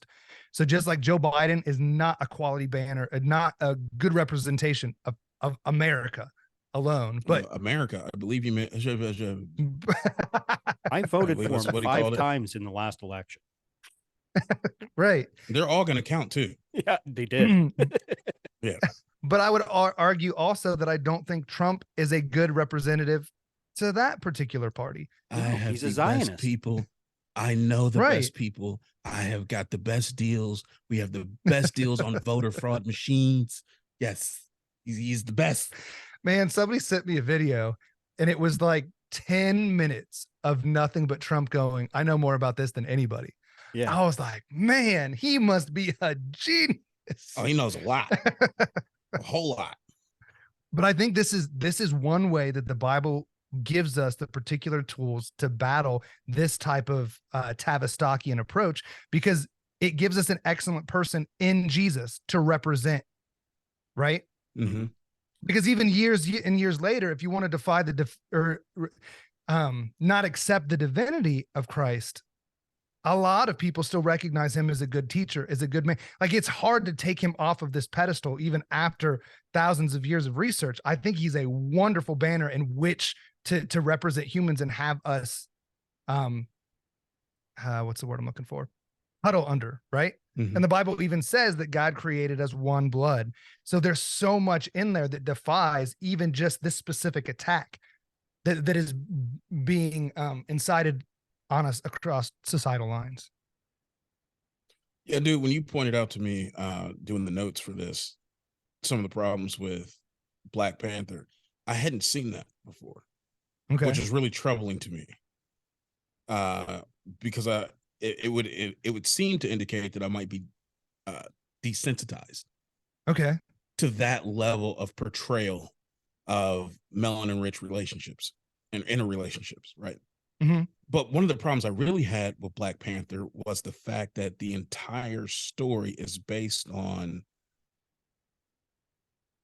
Nephilim activity, right? It's based on the, let's see, infilling and commingling of a demonic spirit inside of the Black Panther. Like you have to take on the cat goddess Bast. Right. And it's the fact that it's a goddess that's mixed with semi-human goddess mixed with animal DNA, which becomes a cat goddess, which would make it a Nephilim creature. Right. And you're taking the spirit of that and putting it into the body of a human being in order to empower that being with supernatural abilities, but also you give that being the divine right to rule based on that spiritual lineage. That's a lot. It's a lot. And then they add in occult rituals that are displayed in order for T'Challa, who's Black Panther, to talk with his ancestors, which is a biblically forbidden practice. He has to drain himself of the spirit, be buried almost as though he's dead, ascend into the ethereal realm, have this conversation, go back into his body, and come up from the dead. It's like a resurrection, death, burial, resurrection ritual, mocking the death, burial, resurrection of Christ. And this is just smack dab in the middle of the movie. I'm just supposed to ignore that? Like, that's crazy. That's completely wild. Like, we didn't need that. That didn't advance the story at all. Right. The entire But how many storyline. people do you think actually caught that? Subconsciously, everyone who watched it. Consciously, very few. Right. And that's the danger of absorbing content without having your cognitive parameters up and cognitive defense parameters up, so that you're not accepting the messaging that you're being bombarded with. Because I'll be Because they are honest with definitely you, coming with it. until I heard you on Ryan's show, I never once thought of looking at any Marvel movie the way you guys broke it down, and especially the Avengers. And I'm just like, that makes that's perfect sense. That's spot on. How did I miss that? But you know what I mean? I kind of watched the movies as I did as a kid read some comic books. I just took it at face value. Okay, puny god, and he walks away. You know, right? One of my favorite lines and favorite. He just bam, blah, blah, blah, blah, blah. Puny god. And I'm like, yeah. Right. See, I remember watching that, and I was like, I wonder if there's a part of me that wanted to do that to God at some point. Like, just smash him around and be like, you ain't that big. Yeah. You know, it kind of invokes that out of you. Right. Yeah. You just walk off like pure alpha after smashing. Like, Loki looked violated. Yeah. Like, I thought we were going to take him to a clinic. Right? I thought he was like, hey, man, not only do you have PTSD, you might have caught something in that smash down. I was like, waiting we're for gonna check dust you. to fly off him like he was a rug being beaten around. You know what I mean? Like, pop, pop, pop, pop. Well, he was. He Right. couldn't even breathe. I was like, man, he might have CPD. I was like, that's crazy. Funny. But I think it's interesting that, you know, the hero motif works so well to invert the gospel messaging, like you were saying, Jason, because it really ties to that, the Nephilim kings and the right to rule and all of that. And it had me thinking when we were doing the show, and I hadn't listened to a lot of your stuff, Ghost. I listened to the Conspiracy Underground News team, and I listened to a couple of talks of the tavern, and I wasn't sure like why it was called My Third Eye. Like, I mean, I could make some guesses, but I was like, I wonder, because I've not heard many people talk about this. We could kind of touch on, in this vein of thought and using the Nephilim kings, this inverted gospel, the messaging of the elites and the Kabbalists. Have you heard of the 7 root races of theosophy? I can't name them, but I have heard of them. Okay. Because we did this when we did our Blavatsky episode, right, Jason? Yeah. Yeah. And it was really interesting to me. And even the first time I went through it, I didn't catch that it is kind of this this because they tie in with the this chakras. Is that where you're going? Oh, do they? I think so. No, I wasn't gonna to tie it in with the chakras. The seven root races kind of tells a distorted version of the biblical narrative. Oh, okay. I could be wrong then. I was thinking Okay. 7 chakras, 7 root races. So many spirituality people intertwine all these different theories into one, and it's like, just shut up. All right, just shut up. At the end of the day, sometimes it's like, stop. Right. Well, I mean, that's what Blavatsky was doing a lot of, trying to take a little bit here, a little bit there, and put all this together to make sense. Because I mean, essentially what we're really looking at, because the Kabbalists want a one world religion, right? Mm-hmm. So we have to get all the lines crossed at some point in time. Well, they just all the religious leaders met up on Mount Hermon again. Yeah, or was it Sinai? Or Sinai. I haven't heard about Hermon, but no, I heard about I think Sinai. It was Sinai, where Moses got. Okay, okay. But then there's Mount Sinai. Then there was the talk that they didn't have the right Mount Sinai compared to the one that was the original one in the Bible. But the fact that they did it, you know what? I mean, that's not that big a deal. Why are you even mocking this? What you're like? They were just showing. It's not that big a deal. Really, right, all you got to do is just ask the rock what Mount Sinai itself identifies as, and once it tells you, you stay there, you roll with it. You know, you don't violate the rock's sovereign ability to self-identify. I'm not Mount Hermon. Okay, I'm Mount Hermon. Exactly. But the 7 root races is from what I've found is more of a timeline that Theosophy kind of explains the early races and then moves into the Aryans. And I believe this is what spoke to the Nazi occultists and gave them the religious theological grounds for their eugenics and genocide that they put in place. But there's also a little bit here about the third eye. So it's like, okay, we can do Marvel and then kind of tie this stuff in.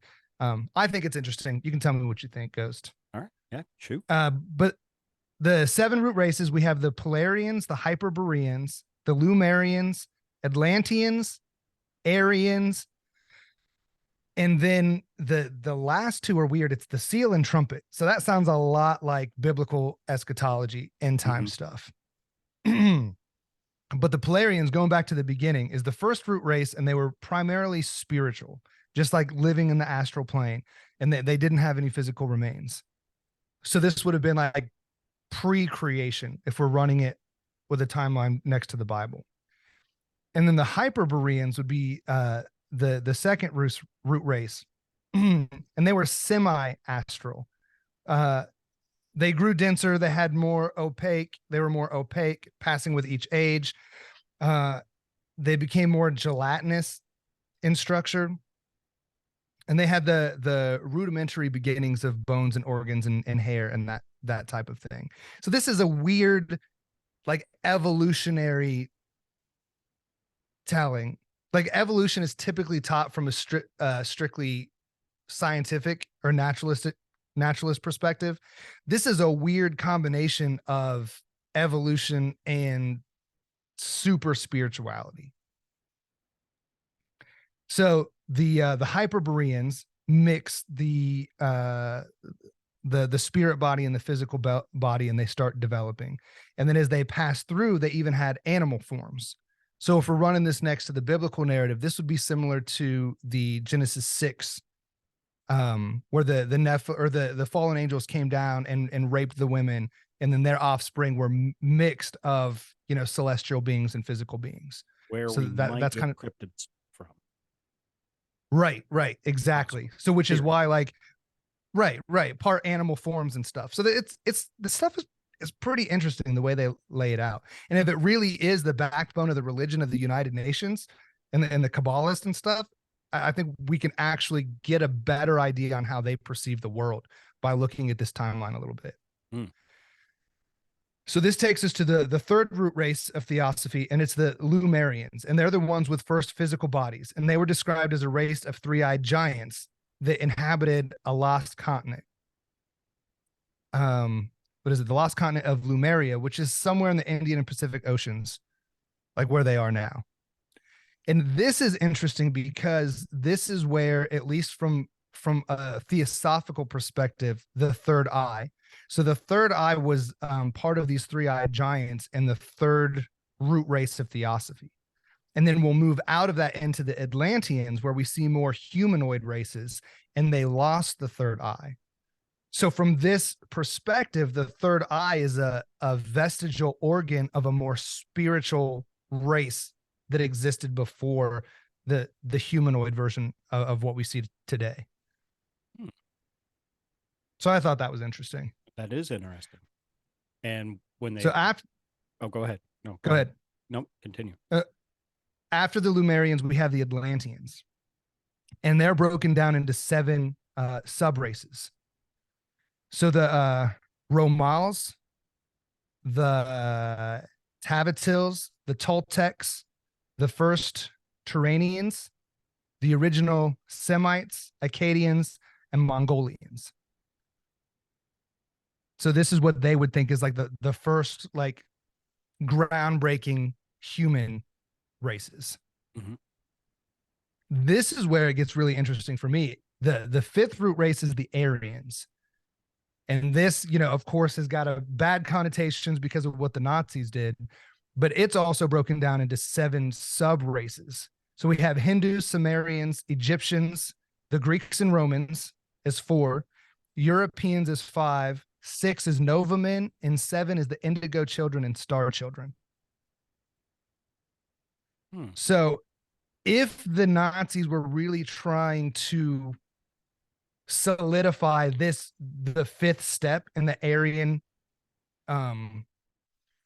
era, I guess, of the 7 root races of theosophy, because we know that they were influenced by theosophy, and they were trying to really hammer in the European era of the Aryan race. That would mean that this next one, and we could look, if you're trying to vilify a people group, the Europeans now are a great place to look. You look at the ruling class and all of this stuff. So we go, okay, if we're in or to the end of the European era and moving into the next one is the Nova men, which is new men. And I was like, okay, now this sounds crazy, because this sounds like the actual agendas that we're seeing put in place. The World Economic Forum, we see the 4th Industrial Revolution say that it's going to redefine what it means to be human. So it'd be new humans, new men. I was like, wow, are they really trying to follow this and make this happen? Because that's crazy. So then after the Aryans, I have no idea what the last 2 actually mean, other than comparing it to the seal and trumpets of Revelation. Right. Because 6, it just seal. There's not a subgrouping of races. Just the 6th root race is a seal, the 7th root race is a trumpet. And then this weird idea that once that runs its cycle, that the human life wave will then transfer to Mars and kind of start over. I was like, that's bizarre. But we're trying to get to Mars too, so yeah, it's not that way out in left field. Then there's theories that we originated from Mars and were sent here. So that's just one of those side notes to throw in there. Okay. Yes, I thought this stuff was interesting. It's very interesting. And when you're talking the third eye, okay, the 3-eyed, beings or giants or whatever. And then, okay, now we have 2 eyes, but yet we have a pineal gland that does crazy stuff. And, my show is all about finding truth, finding, people's stories if they believe that they're true. You know what I mean? I'm not going to judge anybody on a topic that wants to come on, as long as I'm getting good information and good knowledge that sets me forward in my thinking or the audience thinking. So a lot of people got confused when I first came on the scene. They're like, "Oh, you must be spiritual." At the time, I was a little bit. My background, baptized Christian in the Susquehanna River, middle of January, was devout, had a little falling out, believe in the Bible, believe in creator, believe in God, struggling a little bit with different stuff that I look into with Jesus being what we were told, but I will take that concept over what we see today. You know what I mean? Like, okay, if there's nothing else, gun to head, yes, I'll believe in Christ and his teachings through and through, because they and those teachings better man, better humankind. And Right. what the other side's doing, ooh, no, fuck that. Gun to head, I'll take your gun and shoot them and then go follow Christ. There you go. I hear that. So we were talking about the Bible being an asset or a tool set against the agenda of the elites. Mhm. So if we use the 7 root races of theosophy as kind of a backdrop or a template that they want to use, I was like, I wonder if the Bible has a template that functions kind of like this. And I think we do. In Daniel, there was a Nebuchadnezzar had the dream of the statue. Are you familiar with that?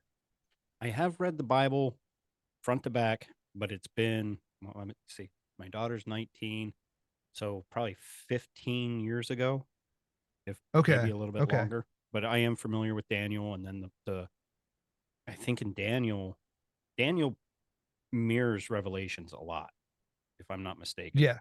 And Yeah. You get the it, 70 weeks of Daniel and end times and all that. yeah, Yeah.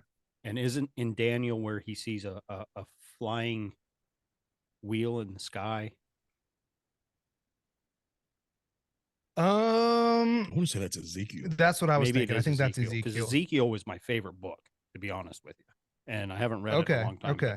I don't know. I don't. Everybody's like, why Ezekiel, man? He had to eat his own feces, told to eat his own feces, lay on his side for 40 days. I don't know. The dude went through some shit. I liked it, and he came out good. Right. Right. Yeah, no doubt. But no, so in Daniel, Nebuchadnezzar had a dream, and it was a dream of a statue that had a head of gold and had breast and arms of silver. His belly and thighs was made of brass. His legs were made of iron, and then his feet was made of iron and clay. And this was supposed to be when Daniel interprets Nebuchadnezzar's dream, he talks about this being the progression of nations. Hmm. So Babylon would be the head of gold because they were the superpower, and then as you move down, the quality of metal changes, as does the power and influence of the nation. So you start with Babylon, and then you move into like Medo and Persia, and they become arms of silver. And then what's worse than silver, or less, I guess not worse, but not as valuable as silver is brass, and that's where Greece comes in, because Greece will follow Persia, or follows Persia. And all this was put in place, like was written down before this actual progression of nations. So then after Greece, we have Rome move into power, and that's the legs of iron. Then it gets really interesting, is the feet made of iron and clay. Some people think is like Roman Catholic Church in the modern nations of Europe. But there's an interesting statement that says that because the clay is mixed with the iron, Daniel says that they will mix their seed with men. I was like, huh, that's interesting. If you're mixing your seed with men, it must be non-human seed that's mixing in. Hmm. And you go back to the root races of theosophy, and they're talking about after the European comes the new men. And then after that, the star children. I got to go, oh, okay. This is all starting to connect a little bit too tightly, especially when we're talking about transhumanism. Yep. And the grain technologies. And I was like, I mean, this is not the best analogy, but if all roads lead to Rome, right? Like all these things are connecting. Got to be pretty suspicious of what the elites are trying to do. And the Bible tried to warn us of this long time ago. And not only all roads lead to Rome, you have the other saying, hey, when in Rome, Yeah. do what the Romans do. You know what I mean? Whether it's how they took a shit or traveled or whatever, you know, when in Rome, you do what the Romans do. But then, right, whether you want to do it or not, yeah, you better blend in, or it's not going to be a good thing. Right. But the clay thing has me thinking, because you can mold clay into certain things. Now, a seal is not normally done in clay, but you know, wax, is a form of a seal, but you could mold Right. the clay could also, in my mind, tie into the seal as well. Okay. That's Just interesting. I don't know. That's just coming to thought right now, and kind of interpreting it. But I mean, I could be completely wrong. Trust me. No, I mean, there definitely might be something there. And Yeah, it's interesting. I haven't thought of the malleability of clay in reference to the other metals of the statue. So that's interesting. Yeah, it seems to be that clay and iron don't mix, so you couldn't really make a lasting structure with the two, Right. which corresponds with the fact that whatever blending might happen, one of those natures is going to win out over the other. Okay. I hadn't thought of it like that. And between the two, which one do you think is the weaker nature? Yeah. And clay, Huh. clay. I don't know. Kind of rhymes with another word, but just saying. Yeah. You can't procreate if you're clay. Right. Interesting. And we look Interesting. at iron different. Yeah. Instead of saying rock, we're gonna have to say iron something. Yeah. So there's a lot of iron in that movie. Yeah. So I mean, so it's really interesting to consider the fact that these major technological advances that, again, tying back to the thing that we said in the beginning, they try to tell us that the Bible is preventing it. But if a lot of these things are instituted because they want to change us, they want to change what it means to be human. I mean, we're using technology now to do this podcast. So I don't think that it's all inherently evil, but there's clearly an agenda. Yeah, Oh, I've been up in absolutely. the air on it, on whether I think technology is evil or not. Oh, really? Just looking at what it's based on and how some of that came about.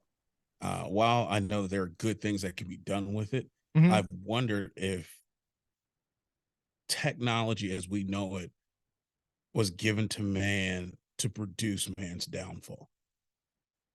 Okay. And it's free will. That's interesting. I mean, that's a lot of what the Unabomber thought. Yeah, I mean, I haven't landed firmly on a position on that, but it's Mhm. definitely something I've kept at the back of my mind wondering, especially with so much of our modern day technology being based off of electricity and some of the see, I want to say metaphorical, but I don't think that's the right word. Um, but some of the connections that has with Lucifer iconography. Okay. I've just wondered. So, sorry, we're kind of taking over Ghost Show. No, I have guests on for that reason. So we know that there's all types of technology that we had prior to now, right? Okay. So do you think that all of it is bad, or do you think that in this rediscovery of technology, they're just giving us that which we're going to shoot ourselves in the foot with? That's a loaded question, no pun intended. Yeah. And I don't know if I would go to say that it's all bad, like that technology itself is moral, a moral thing. It's Okay. probably amoral.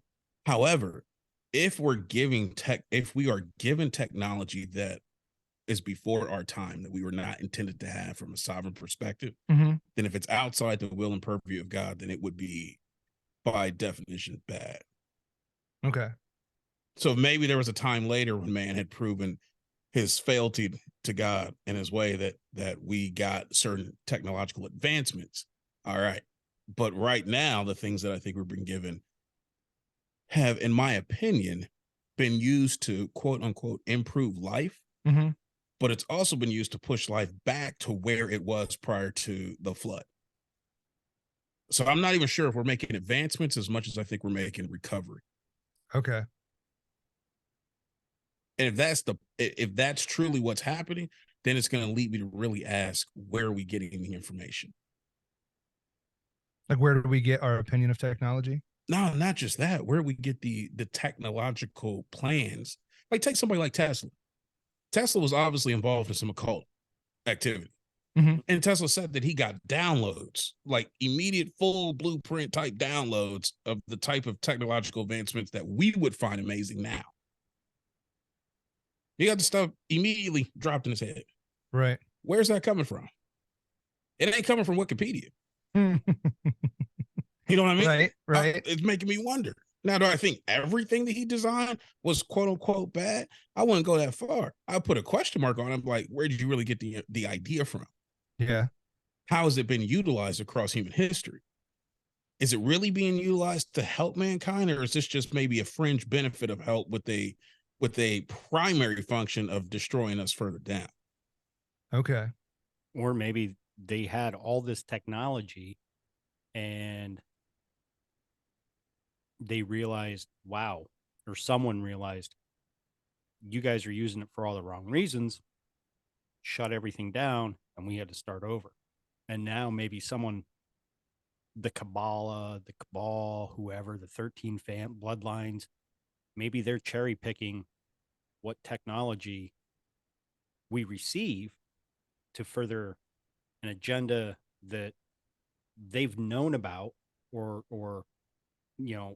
have records to divert from something that happened in the past to change the future to obviously benefit them and still keep us in a state of king and serf throughout the world. You know what I mean? I think that's very possible.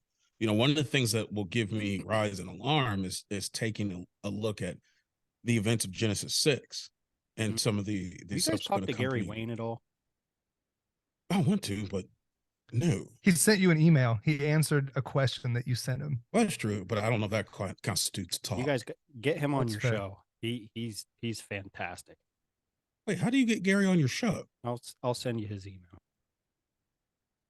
All right. We're gonna have Gary. That'd be sweet. Yeah, we're not gonna say a word. Yeah, keep talking. And he does more than just the Genesis 6 conspiracy. I mean, he can go down he goes down some super deep rabbit holes.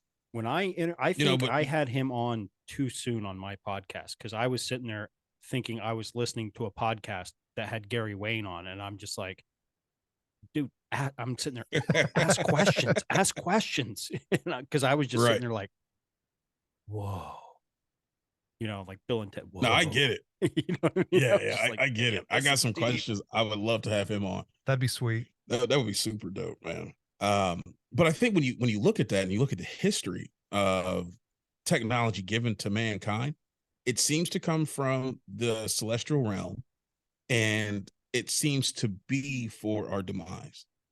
Mm-hmm. Well, like you were saying, Ghost, that if we use technology the wrong way, so it was taken away, I think that's exactly what happened at the Tower of Babel. Mm-hmm. If humans had designed this portal to wage war against the creator, then God's like, yeah, you can't do this anymore. I'm gonna take this away. But then, yeah, I think but you'd have to rewind backwards and see where they got that from. And they got it from fallen angels. Right. So it still makes me wonder, given man's probationary period on this planet, right? And what we did with free will, has the things that have come about from that, because like the first mention we get of technological advancement is coming after the fall. That's interesting. So are we really getting this stuff from the right side for the right reason? Now, I'm one who thinks that God's kingdom has probably got super advanced technology. Mm-hmm. I don't think it's as portrayed in the film world.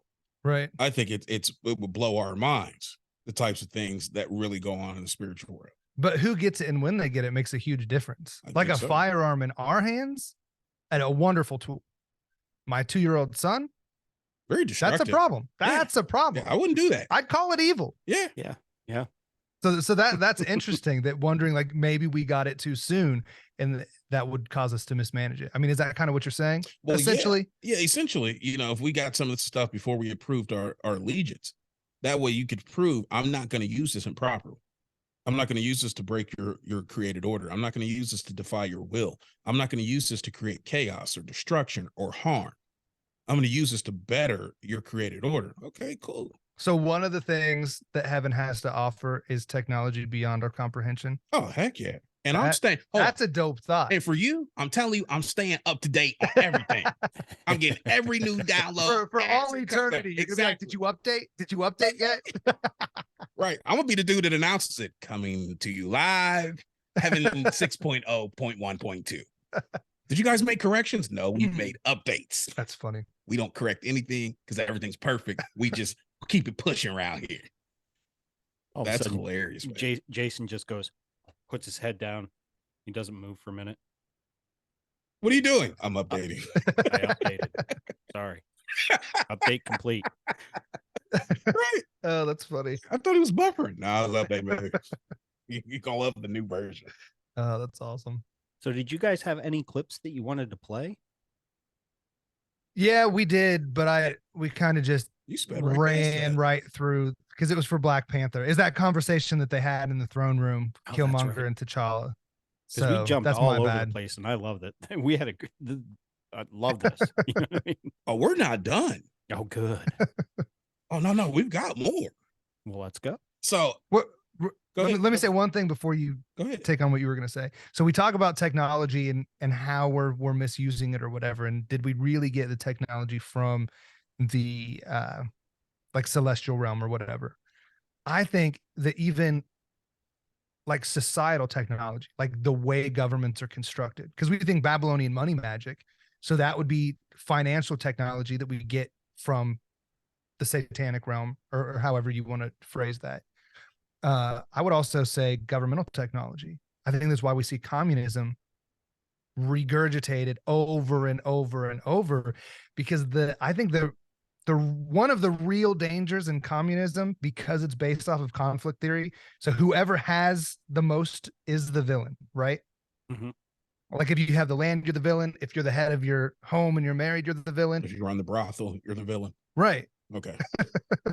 Well, I mean, essentially, because the idea is that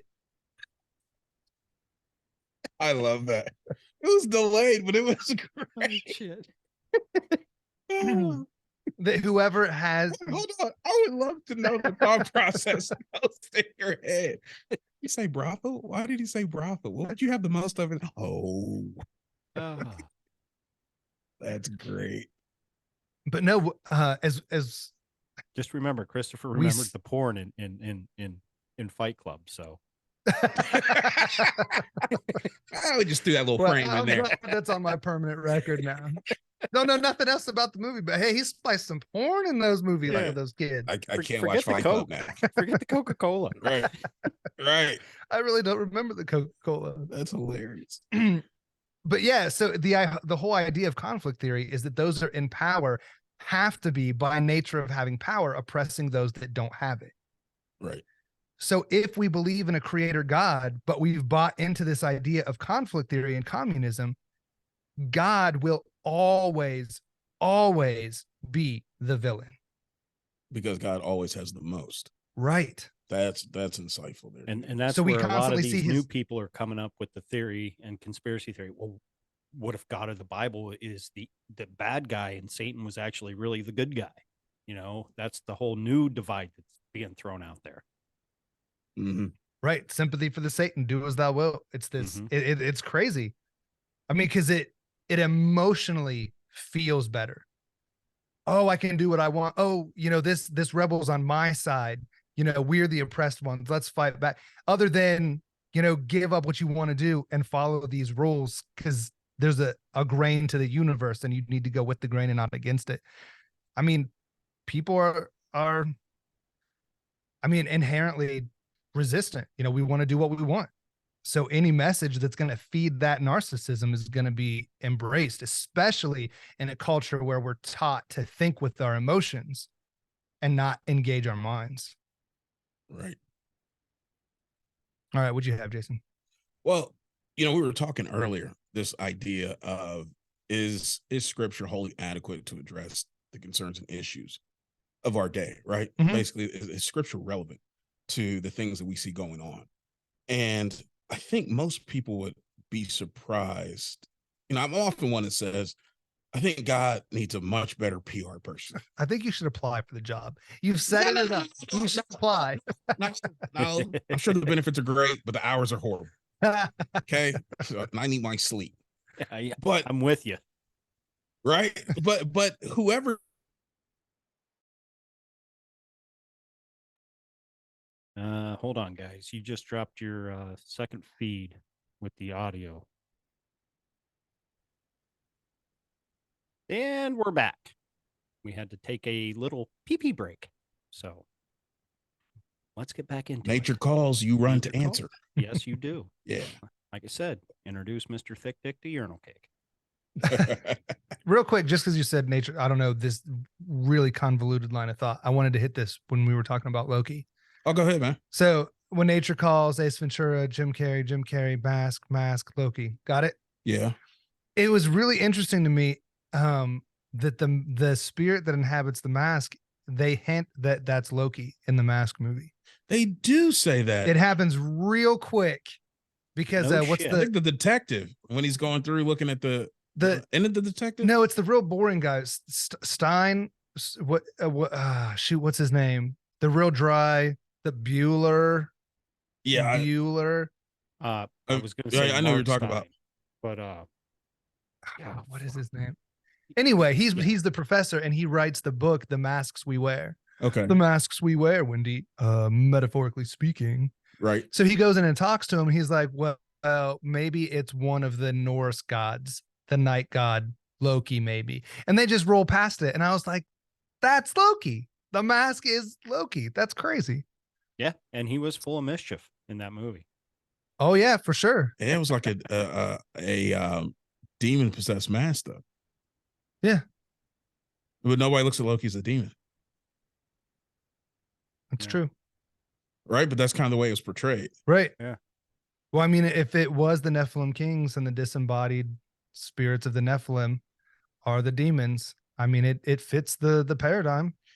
Before we jump into what we're going to get into, there was something we flew past earlier when we were talking about the Nephilim kings and the right to rule. Okay. That I think it might be kind of cool just to expose the audience to this. Do you want to expose the audience? To a concept. Okay. Yes. Bring your mind back from left. Start turning it, starboard. Gotcha. Okay, good. So, I think most of us in a modern sense have an idea of governments being established by the people, right? Either they're voted in, put that in air quotes, or they are selected in, or they inherit the throne, right? Okay. It's not a common idea to look at those who are in power and those who are in governing positions of authority as being there by way of a blood right. I mean, unless you're from a monarchy, like to the Western mind, it sounds really bizarre. It does. But I mean, even going all the way back, if you start looking at monarchies, most of them are there because of conquest. Okay. And not like quality of blood, actually. Right. Gotcha. Okay. So I think if we rewind this back, there was something, I think it was, we were talking about Gary Wayne a moment ago. I believe it was him who pointed out the fact that the occult uses symbolism as their primary language because they're able to conceal the meaning to those who are uninitiated, which helps mitigate the amount of persecution that they receive, right? Disney uses So there's it this all the time. What'd you say? I said Disney uses it all the time. They do. They're like masters of it. Mm-hmm.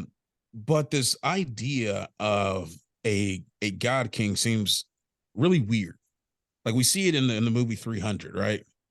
Where the weird Persian dude, Xerxes, right? So, I am a god king. And like, nah, you're not a good poster child for this concept, bro. All right.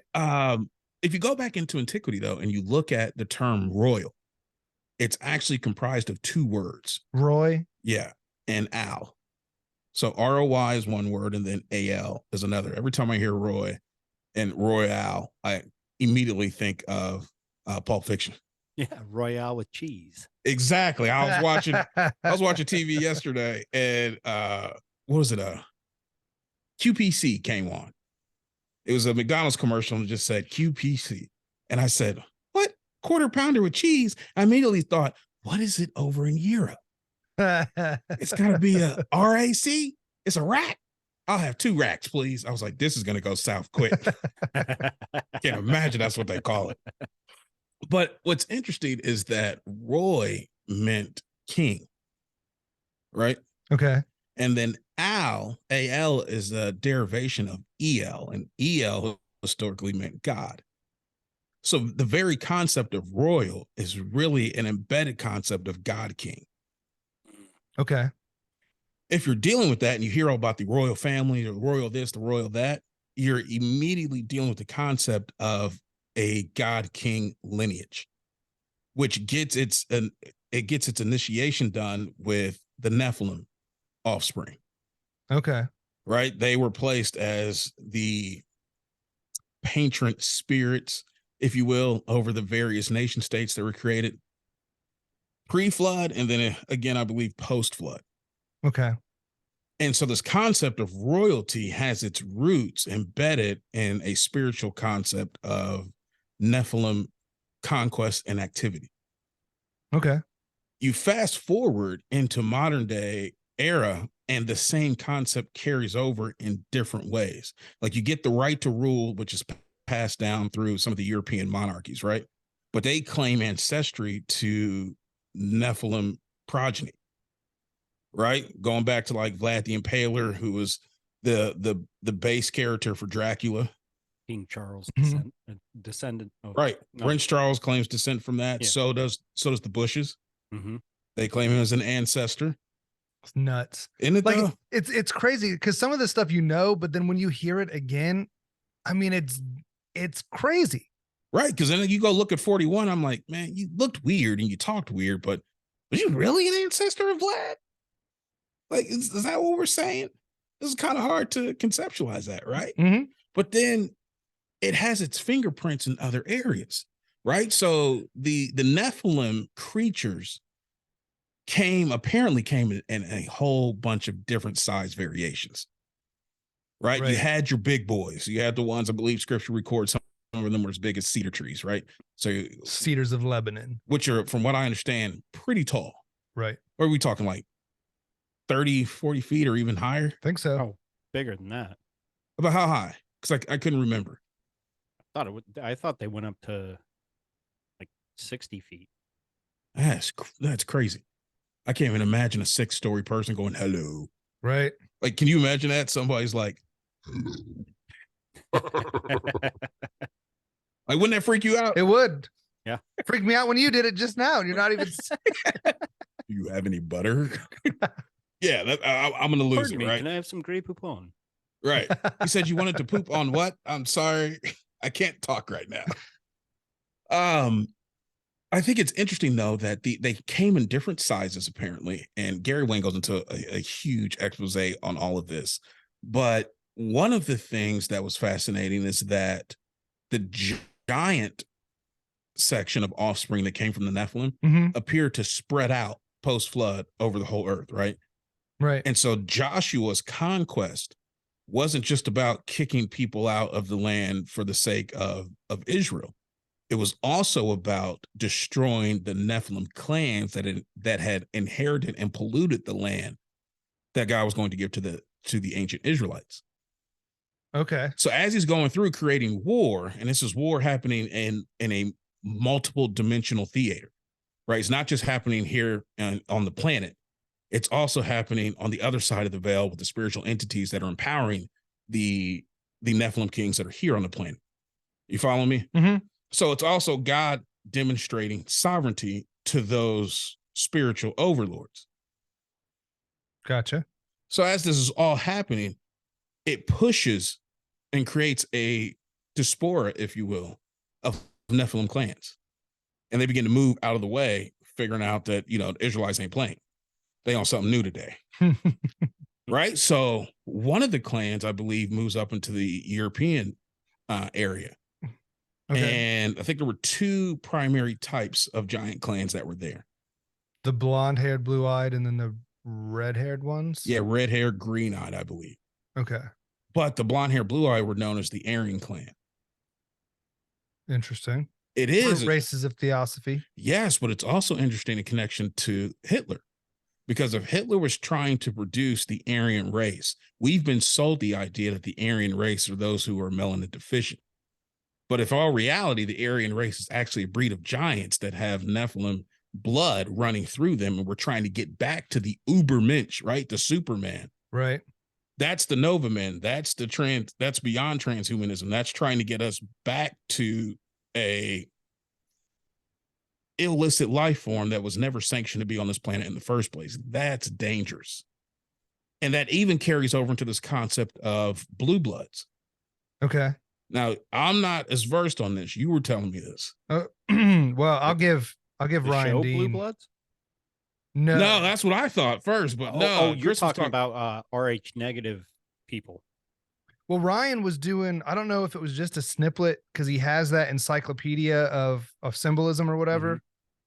He was talking about the blue bloods and how that idea actually comes from royal lines, that they bragged that they were so pale that you could see the veins through their skin. Okay, yeah. And that non-oxygenated blood looks blue. So that's how you get even royal blue, the color, because it's the veins that these super pale entities had. It's amazing to me. I'm glad you explained it that way, because what I want to point out, it's amazing how intricately tied into our everyday experience the idea of Nephilim activity actually is. And the fact that the Bible anticipates that. The Bible tells you, this stuff went on before and afterwards. And there's a coming great deception that will exceed all of this. Like, that to me puts the Bible on par with no other book, right? Its level of seriousness that it should be taken with, I think people vastly underestimate. Okay. And I think what's crazy is that if you talk to the average person about quote unquote Christianity, again, I was talking about the PR, right? PR person, guy's got a bad PR person. Most people think that Christianity is about quote unquote faith, right? That's the propaganda out there. Right. And faith is immediately defined by most people as just wishful thinking. Yeah. So the translation. Trust the plan. Right. Yep. Just hope. Right. And hope is not an effective plan. No. The translation then is that Christianity is about wishful thinking. And I don't need to have anything to do with that. Right. I'm all about the hard facts. Yeah, what's up? Yeah, no, it just reminds me, I told you to watch Firefly, right? We've been talking about shows that we watch or whatever. And I love Firefly, but there's a scene that this crazy lady is going through a book, and she's like, your Bible has problems. And she's listing a bunch of things. And she's like, she say the flood's problematic. It doesn't make sense. And this shepherd is supposed to be like their equivalent of a priest. He's like, it's not about making sense. It's about believing in something. I'm like, oh, I like this show so much. Yeah. But that's stupid. How much that irritates me, because the reality is that Christianity is actually a knowledge-based belief system. Yep. It's really about what you know to be true. Faith from a biblical perspective is not about blind sentimentality.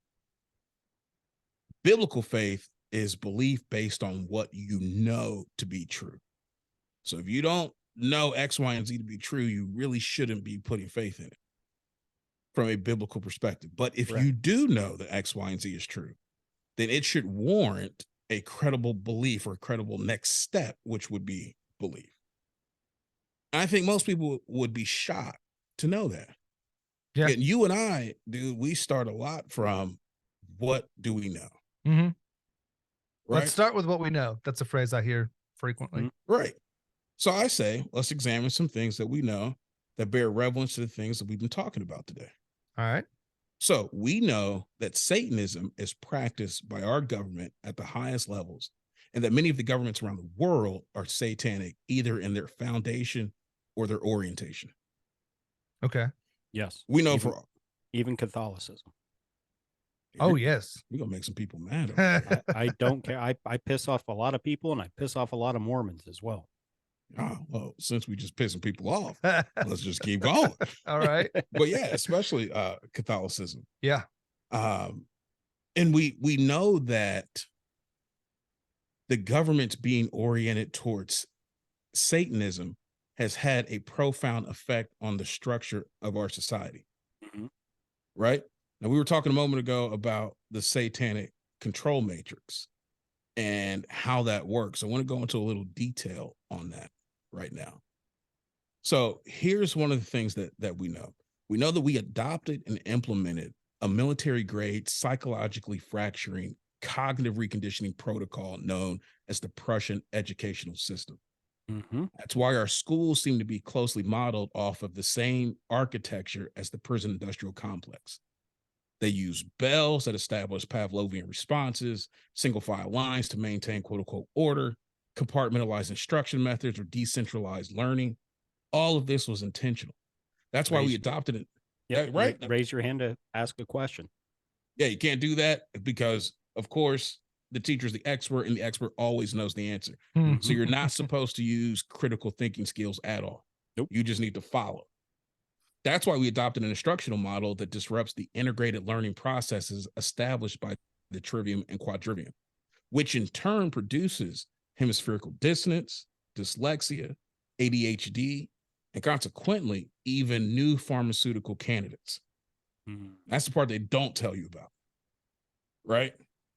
We know that financial Luciferians use their power to research, implement, and mandate an educational system that was designed to eliminate critical thinkers, produce reflexive thinkers, take children out of the instructive care of their parents, and place them within the instructional purview of the state, and ultimately produce wards and dependents of the state that will be exploited as quote unquote human resources.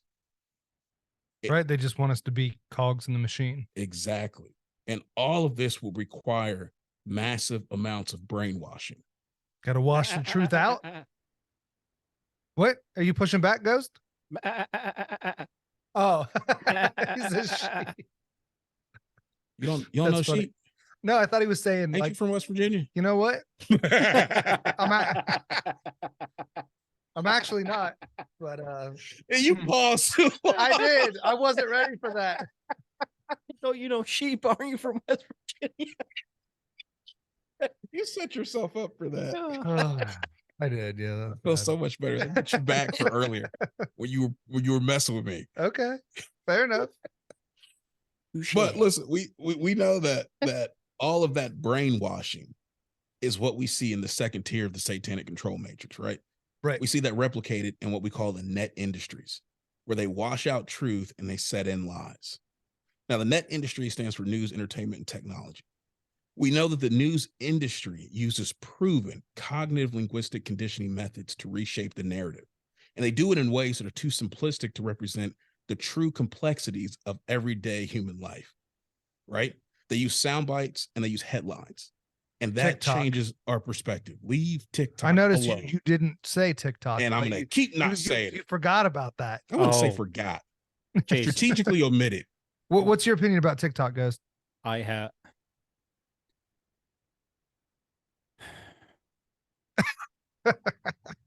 TikTok is my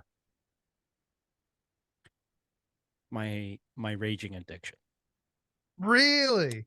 I like ghosts. Wow, kindred spirit. Yeah, I feel like we can relate. Yes.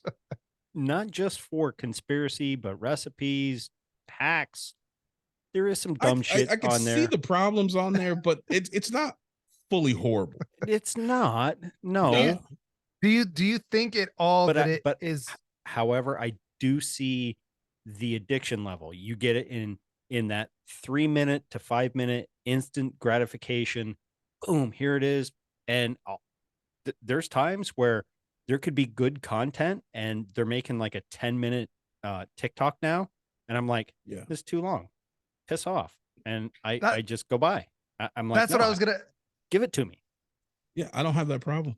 I was gonna ask, Ghost, if you felt or recognized that it has actually limited your attention span in some respects, Just when it comes to TikTok, just on that platform. just on that platform, Okay, because that makes I can sense. I can get on Instagram and scroll through and read people's posts and go through it, and might lead me to go down a rabbit hole or this and that. But for a 30-minute lunch break, and you just want some dumb, mindless entertainment to not even just to take you out of the realm of normalcy of life and the how screwed up it is.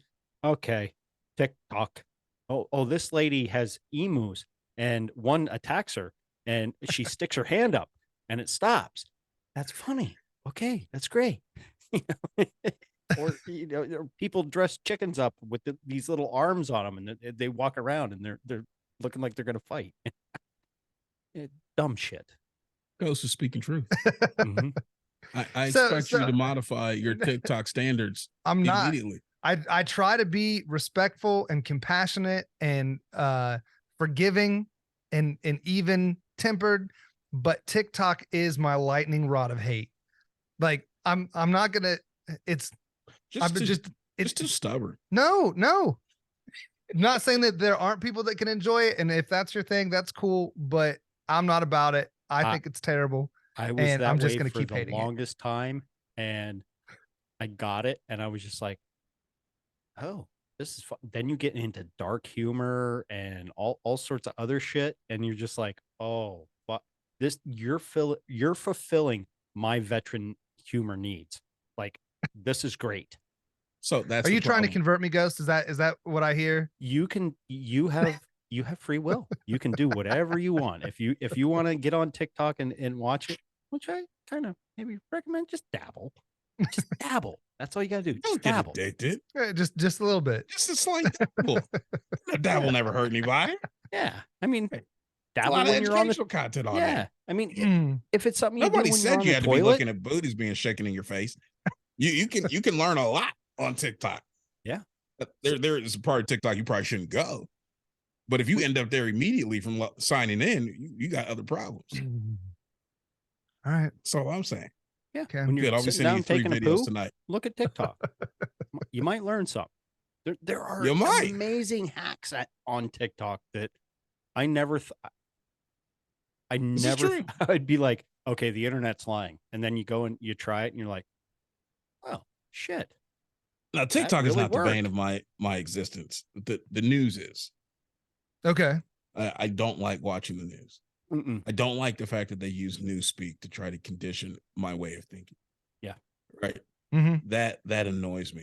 If it bleeds, it leads, and sex sells. And they use all that fueling fear, chaos, heightened sexual aggression and depression due to overexposure to sexual stimuli. Like, Yeah. there was a These are little all part problems. of me that wanted Carrie Lake to win in Arizona, but I could not stand listening to her talk because she would always use her broadcast voice. Yeah, I can't stand that. Hate And it. that's a trained voice. Mm-hmm. Yeah, that's not natural. Nobody just talks like that. So here's something else that we know. All right. We know that according to former CIA Director William Casey, the CIA has people in every major influential media company in this country. Is he the same one that said that we'll know our disinformation campaign's complete when everything the American people believe is a lie? I believe so. I'm not 100%. Okay. But I know one of the directors, one of the CIA directors said that. Yeah. And they started that in the late 50s, early 60s. The disinformation campaign? Mm-hmm. I believe so. Mm-hmm. I think it was late 50s. Yep. But it raises this question, right? Why should any of this concern us? And I think that you have to understand that an intelligence agent is an individual that has undergone occult-inspired brainwashing to the degree that they've become a suitable candidate, if you will, for their handling. So we know that the CIA is a derivative of the OSS, which is the Office of Strategic Services, which was modeled off of the Nazi regime. And the Nazi regime was modeled off of the Thule Society, which is an occult secret society that was in contact with dark malevolent beings that granted secret knowledge to them. And certain agencies, TikTok. shut up. Certain agencies within the Nazi regime figured out how to weaponize that knowledge, which resulted in the Nazis gaining strategic advantage in their theater of operation. Exactly something the United States wanted to replicate, hence why under Operation Red Pill, we brought so many of their brain trust over into our society. Operation Paperclip? What did I say? Red Pill? We did not bring over Nazi scientists. Shameless plug. Operation Paperclip. That's hilarious. Didn't even register at all. I know you just kept on going. I was like, we didn't do that. Don't tell people we did that. Y'all weren't even alive then. Right. No, my first version was a lie. So before the download. Right, exactly. Right. I got that update. So here's the thing. When those type of persons who are not only brainwashed, but also trained in the art of brainwashing are placed in strategic positions that allow them to control the narrative in a media market that's saturated to the point that 98% of the market is controlled by only 5 companies, I think that means we should be concerned. Yeah. Yeah. Right? We know that the news agencies are not only the only places that they were stationed, right? They also went into entertainment. In fact, the entertainment industry is completely compromised. We know that they went into Hollywood as well, which has become fully compromised, just a cesspool of corruption. Yes. Right? Mm-hmm. We know that there are several of our A-list actors are currently using or have admitted to using occult rituals in order to conjure demonic help and producing noteworthy or Oscar-nominated performances. Kim Kardashian. And the associated fame and fortune that those performances carry. Balenciaga. Kim Kardashian says that she channels spirits? She's a witch, bro. Well, I know that, but I didn't know that she came out and said. If you're a witch, I don't know how you don't channel spirits, because all right, with this whole Balenciaga thing, come on. Yeah. I'm not familiar. I'm not either. What are you talking about, Ghost? Balenciaga? Yeah, that brand that she's the face of, and now Adidas is teaming up, and their new ad campaign showed little children holding these. That's not her facial cream stuff, is it? No. They're like little backpacks for adults, but they look like teddy bears.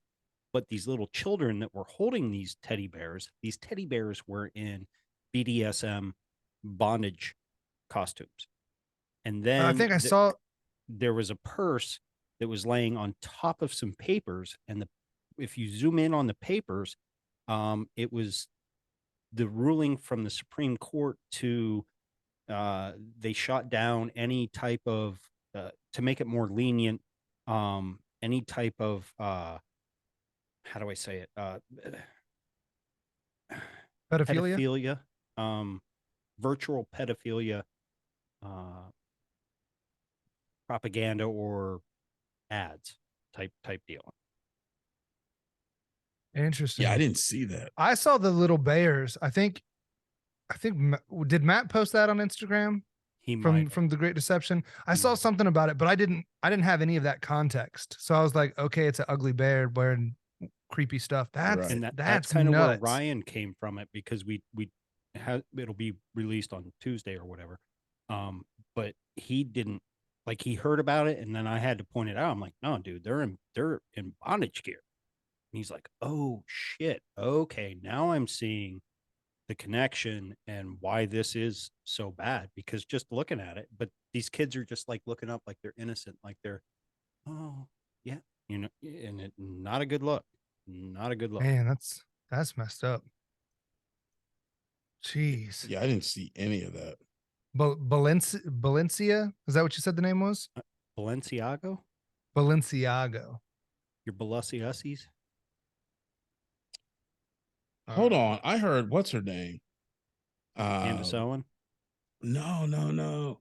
Lizzo has a song where she uses that phrase. Balenciagas. Walking around in my Balenciagas. Yeah. Balenciaga. Is that what she's referencing? Yeah, it's a fashion brand. Wow. See, the stuff you don't know. So what else has he done?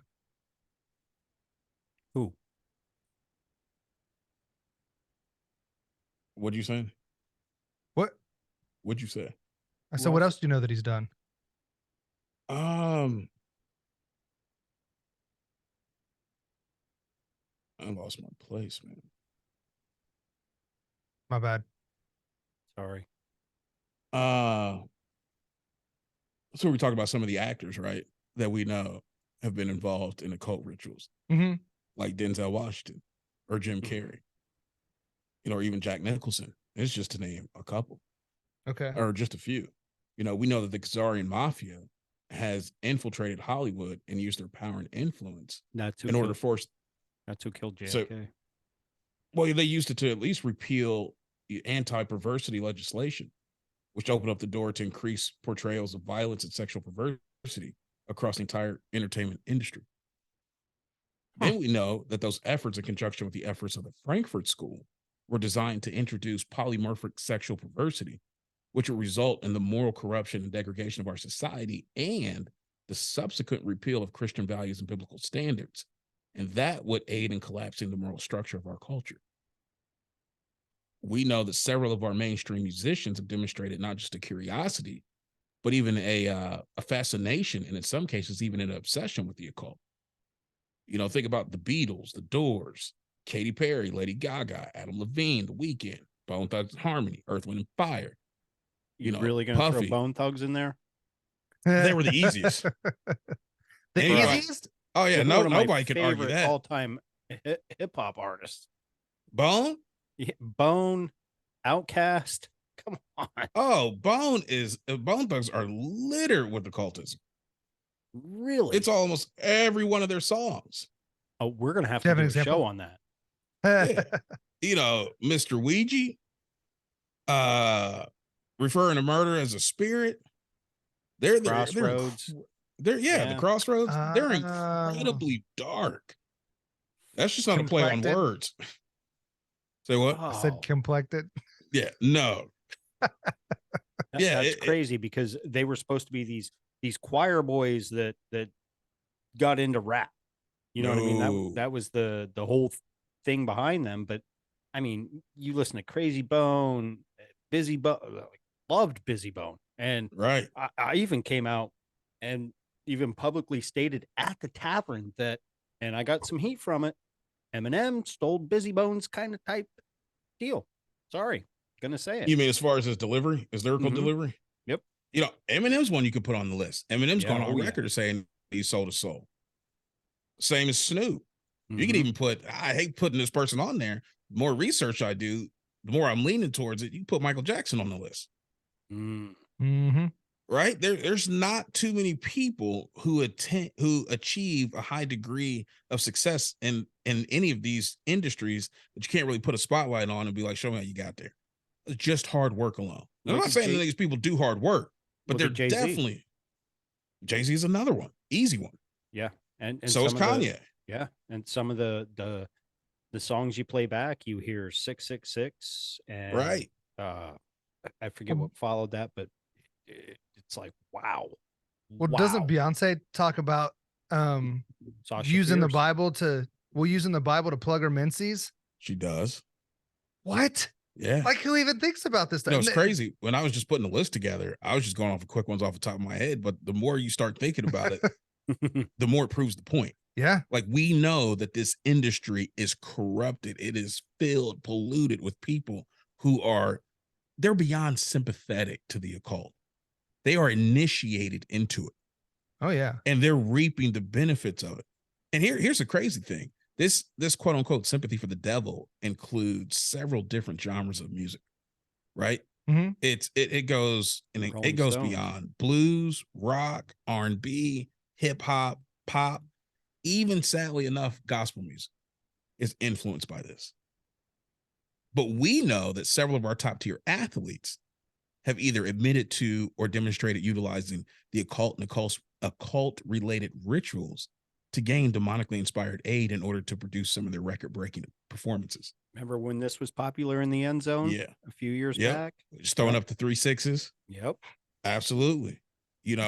Nobody wants to talk about Kobe Bryant. No. And the Black Mamba. Tom Brady, who publicly admitted to the fact that he was under the tutelage and advice of his then wife, who professed to be a practicing witch.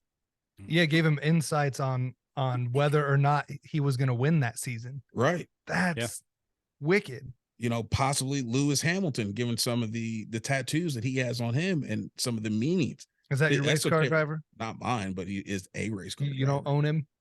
Not that. It's just not the team that I support. Oh, I thought you were a fan of Lewis Hamilton. I like the fact that in a European dominated sport, yes, he's able to persevere and actually achieve a level of success that forces them to recognize some of their embedded bigotry. Okay. All right. It's even if he had to join the occult to do it. I mean, I wouldn't like the way he did it, but you know, the fact that it's hard to hate. It's hard to he races for Mercedes. Is it? And he races F1. You mean like what? Formula One division? Yeah, Formula One. But it's hard to, it's kind of like the thing that Hitler experienced. It's hard to hate on quote unquote black when you're getting beat by it. Right? When Jesse Owens was breaking records, really hard to substantiate the fact that you're running with the master race. Okay, I gotcha. You know, if you're in a sport that historically for decades has been dominated by European culture and a lot of that undertone of what are you doing here?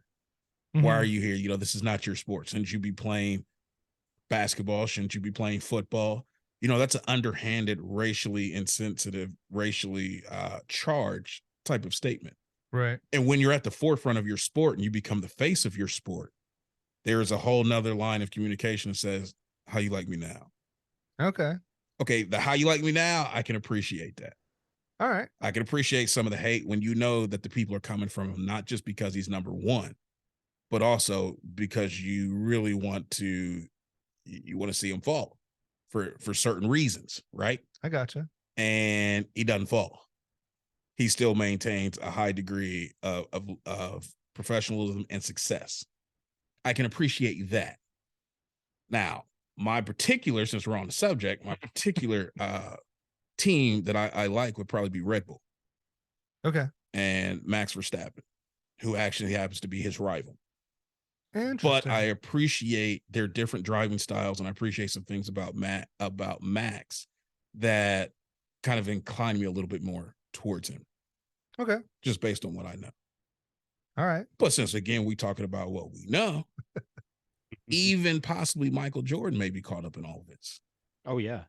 There's an idea that perhaps he sacrificed his father in order for him to achieve his levels of success. Man. All right. And it doesn't stop there. You know, we know that our video games are saturated with occult imagery, occult themes, occult rituals, occult characters, all designed to desensitize us to the dangers of occult empowerment, right? I'm talking about Mortal Kombat, Pokemon, Final Fantasy, Resident Evil, even Call of Duty. I was just going to say Call of Duty. Yes, Call of Duty. Call of has Duty it buried is in there. The most CIA influenced MK Ultra video game out today. So, all right, Ghost. You won't play. You won't watch TikTok, Christopher Dean, but you will play something else. All right, go. What makes you say that, Ghost? Look at it. From I'm not arguing. I just want to get a little bit better understanding where you're coming from. Look at the war campaigns that they put out, and then you look at the gameplay and what a teenager is sitting in his bedroom, either on a PC or a video game console. Oh, I can do this and I can do that, and da-da-da. What is it doing? It's desensitizing him to pull a trigger and kill people, because okay, I can go to war. Okay, now I'm not saying I'm taking mass school shooting or mass shooters out of this. If I go to war, I'm already desensitized because I was playing Call of Duty and I'm here for the good fight, and pop, pop, pop, pop, pop, pop, pop, pop. I killed the bad guy. I'm not going to have any fucking remorse. You know what I mean? Yeah, it doesn't humanize the person that you're after. Right. And the sad thing is, you're not even playing against bots most of the time. You're actually playing against other people. People, right? And you can go on a kill streak and they reward you for it. Yep. They have completely different tiers of reward for various actions that, you know, if it was conducted in war, they might be problematic, might be war crimes. You know, did you have to kill 3 people right there? Was there a way to de-escalate it? Hey, they was there, bro. I had to get my kill streak. Huh. You know, it was right there. This is gonna mess me up. Why? Because I never thought about that before. No, not like that. Now I have thought about the messaging a little bit. Like as you enter a game mode, it'll flash in front of the screen, like kill all the other players or whatever. And that was unsettling to me. But man, this other stuff, but they've been it doing that for cognitively years. conditions you to be acceptable with mass killing in a short amount of time, and it rewards you for it. Man, yeah, I didn't think about that. Like I ran so into the having same a platform problem. where I implore people to be mindful about what they engage in, there's no way I can pick this game back up without all of this running. This is the satanic control matrix. Like there are multiple tiers to this. Yeah. Right. So all of us are touched by at least one tier. We're probably touched by all of them. I've been touched by the satanic control matrix. Well, there's a place that you can go. Can you show me on the doll where it touched you? Yeah. We have a form for you to fill out. That's funny. And now here's the crazy thing, man. All of this is delivered to us via occult technologies. Right? Yeah. We know that the 4 horsemen of technology are actively involved in bringing about various aspects of the satanic agenda, or as Steve Quayle calls it, Technogeddon, into fruition. The 4 horsemen of technology? Yeah. I've not heard this term. This is called Gamma. Okay. Google, Apple, Meta, and Amazon. Oh. Interesting. All right. So Google, get this. Google Translate is being used to counteract the divine judgment put in place at Babel. It seeks to overcome the language barrier and return us back to a one language species. Yeah. Huh. Okay. On top of that. And they're mapping the human brain and have been for years. They are. And that runs into the next thing I was going to say, which is that they are actively seeking the development of advanced level AI that could be used as a psychological substructure and interfacing protocol for demonic conscious projection into an artificial container or body. Yeah. I've been thinking about that a lot. Have you considered that, Ghost? Because I know you and Ryan have talked about it, and then Ryan did something with Colorado Dank about all that dark stuff. Oh, with that app. Yeah. And I went on there because I was talking with Shane from Inquiries of Our Reality first about that, and he's like, yeah, we were asking it questions and this and that, and I was like, okay. I went to Google Play Store, and all of a sudden I was just like, I just had this overwhelming feeling of do not download this, do not even play with this, because you're going to summon something in that's not going to be good, whether even if it's just AI, or maybe there's something darker behind it demonically, like Azazel or Lucifer, or take your pick. I was just like, nope. And no, not cool. Yeah, I was thinking I think we have biblical precedents to question this. Because I don't know if you're familiar, but there's a story in the Bible where there's a bunch of demons in one dude. Legion, yeah. And when he sends them out, he sends them into pigs. So this gives us the framework that demonic spirits can inhabit more than just human consciousness. Yes. So if they can inhabit varying types of consciousness, could they inhabit an artificial construct for consciousness, which is what AI is? Yeah, exactly. Because so we're creating spaces for these demons to hide. Yeah. At the end of the day, God created AI, and angels and demons are way above our pay grade. Why can't they jump right in? Where would we say we get that God created AI? Because he gave man the intelligence to come up with it. And our free will is the downfall of that, because anything that we've created in technology or just created in general, obviously God God gave us or gave somebody that thought process or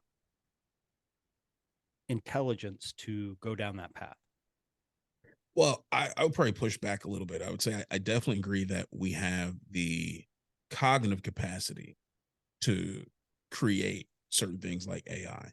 And I think, as we were talking about earlier, mankind seems to be open to spiritual influences that can come from both sides. Right. Right. So I would probably say I don't think that God's created artificial intelligence. I think he's created actual intelligence. And I would say that Lucifer, being incapable of actually creating anything, would be the author of artificial or synthetic intelligence. Good And point. looking at the way that it's being utilized, it's not being utilized for man's good. It's really being utilized for man's destruction and as a means to replace God's created order. So I don't think it really has the fingerprints of God on it. I have to retract my statement and fully agree with what you just said. All right, cool. That's dope. So what else do we know, Jason? Apple. And this hurts me. Mm-hmm. Right. But Apple wants to merge human rights with technology. How do you mean? Well, they want to use their technological platform as the springboard for acceptance of their ideological platform.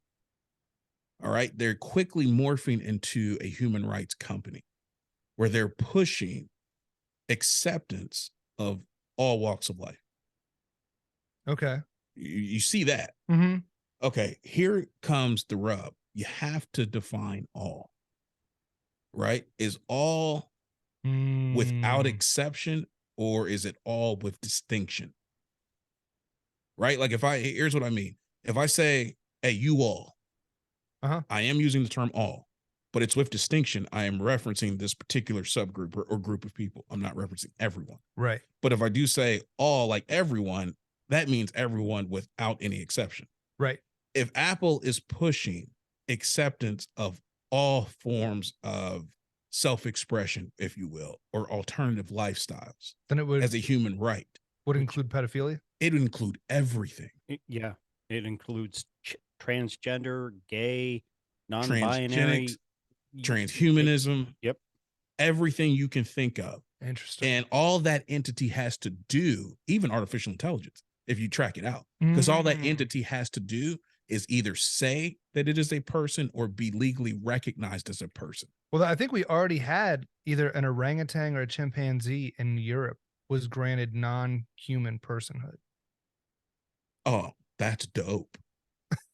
Nothing problematic about that at all. And so y'all gonna grant Bubbles non-human personhood. Okay, does he have to pay taxes? Right. And these taxes better not be delivered in bananas. I'm sorry, what you saying, Ghost? Just here in America, with our Constitution, if you start labeling yourself as transgender, non-binary, all these labels, you're taking away and saying, I'm not human. Therefore, they don't have rights. Mm-hmm. Interesting. Yeah, you can see that. You can play that in the reverse, right? By the Constitution, because they're claiming I'm not 100% human. I'm a non-binary entity. I'm transgender. I'm transhuman. I'm this. I'm a cat. In fact, you can't even charge me with a crime because those are human laws. Mm-hmm. Those don't even apply to me. Interesting. Right? I wasn't doing anything criminal. I was following my biogenetic instincts. You can't fault me for that. Nope. It was nature. And it's being a slippery slope. It is. And if you noticed, like this might sound wild to people, right? Mm-hmm. And I gotta say, it's funny. Nope, I'm not even gonna say it that way. I'm not even gonna say it at all. What's interesting is that it might sound wild and crazy and fringe and out there, but if you look at what Apple has strategically done, they started out getting a corner on the news market. And they again used the iPhone as a platform for it. So they became a curator for news.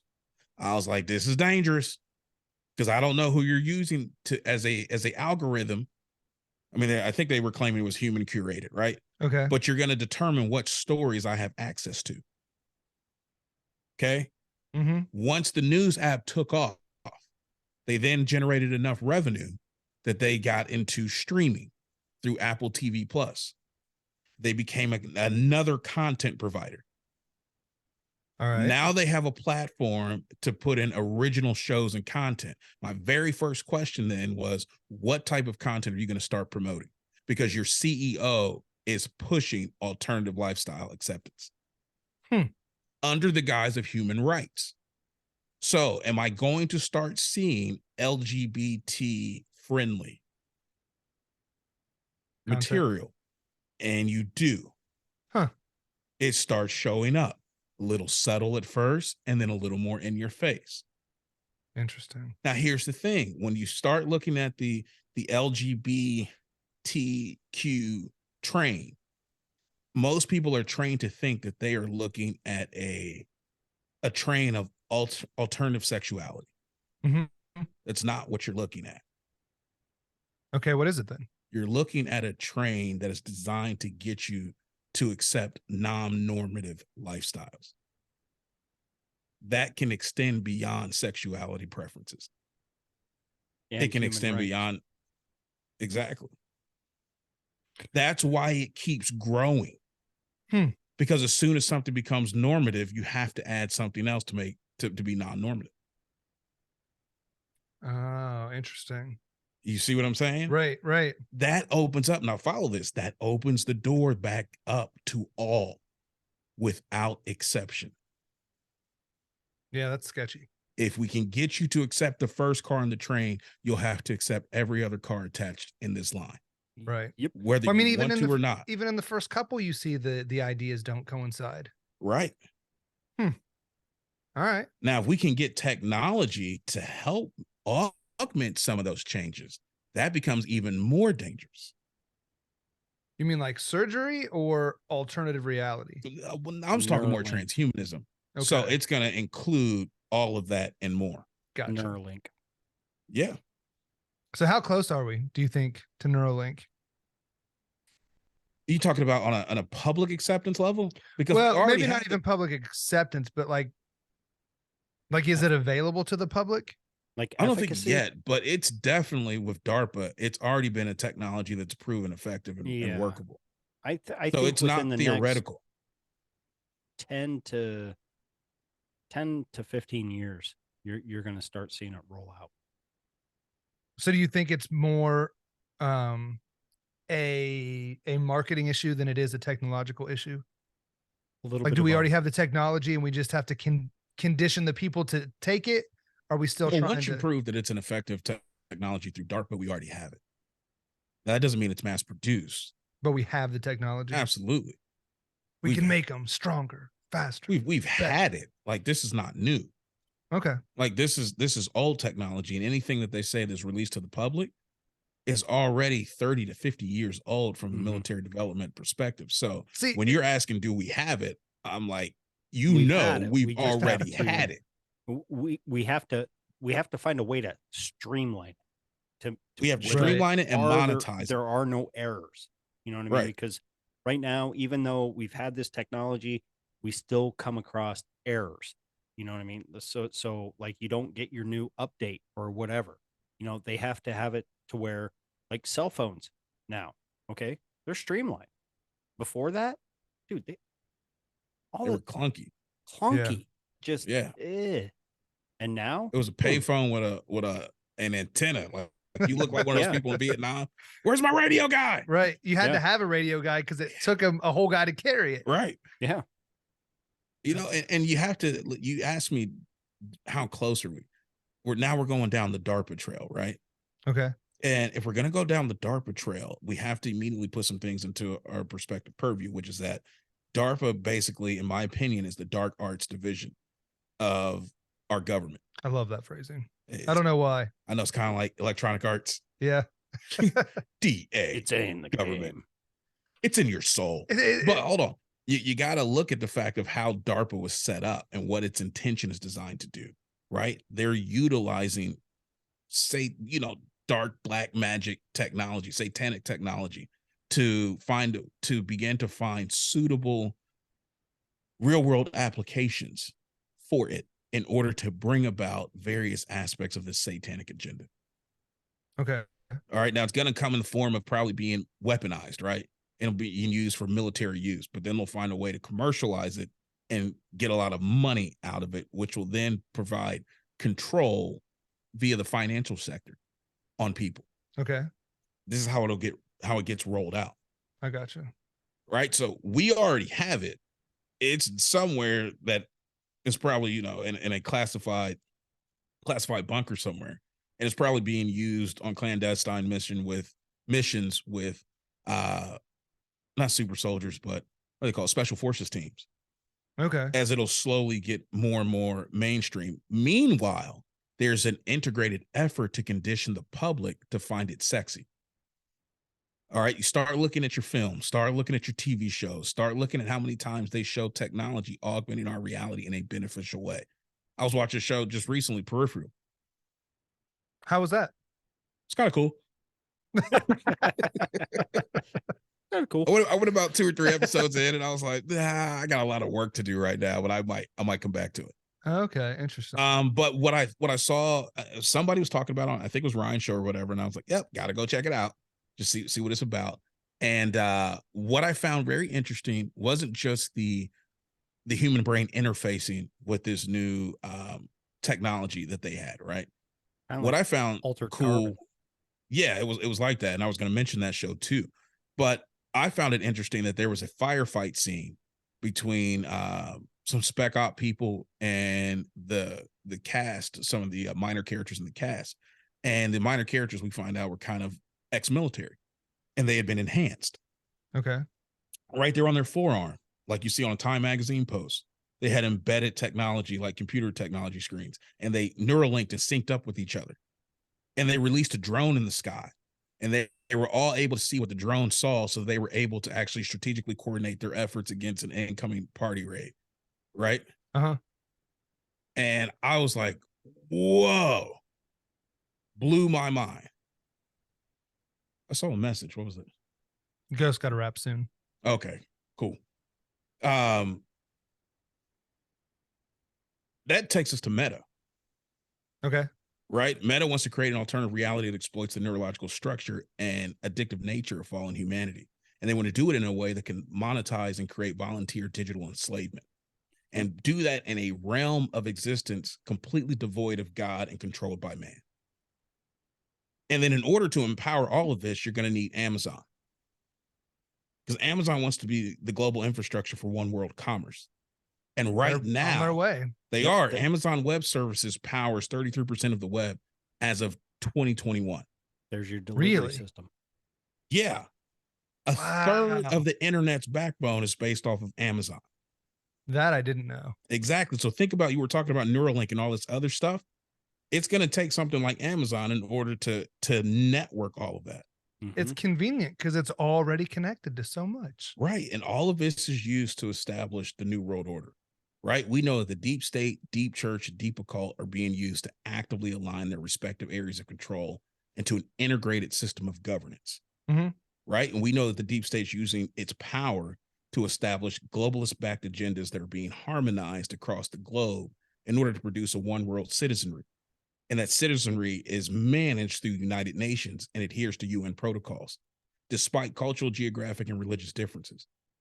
We know that the deep church is partnering with the deep state in order to provide religious backing for geopolitical policies. And those policies are designed to bring about a one world government while also financing and researching transhumanist backed agendas that have alarming implications.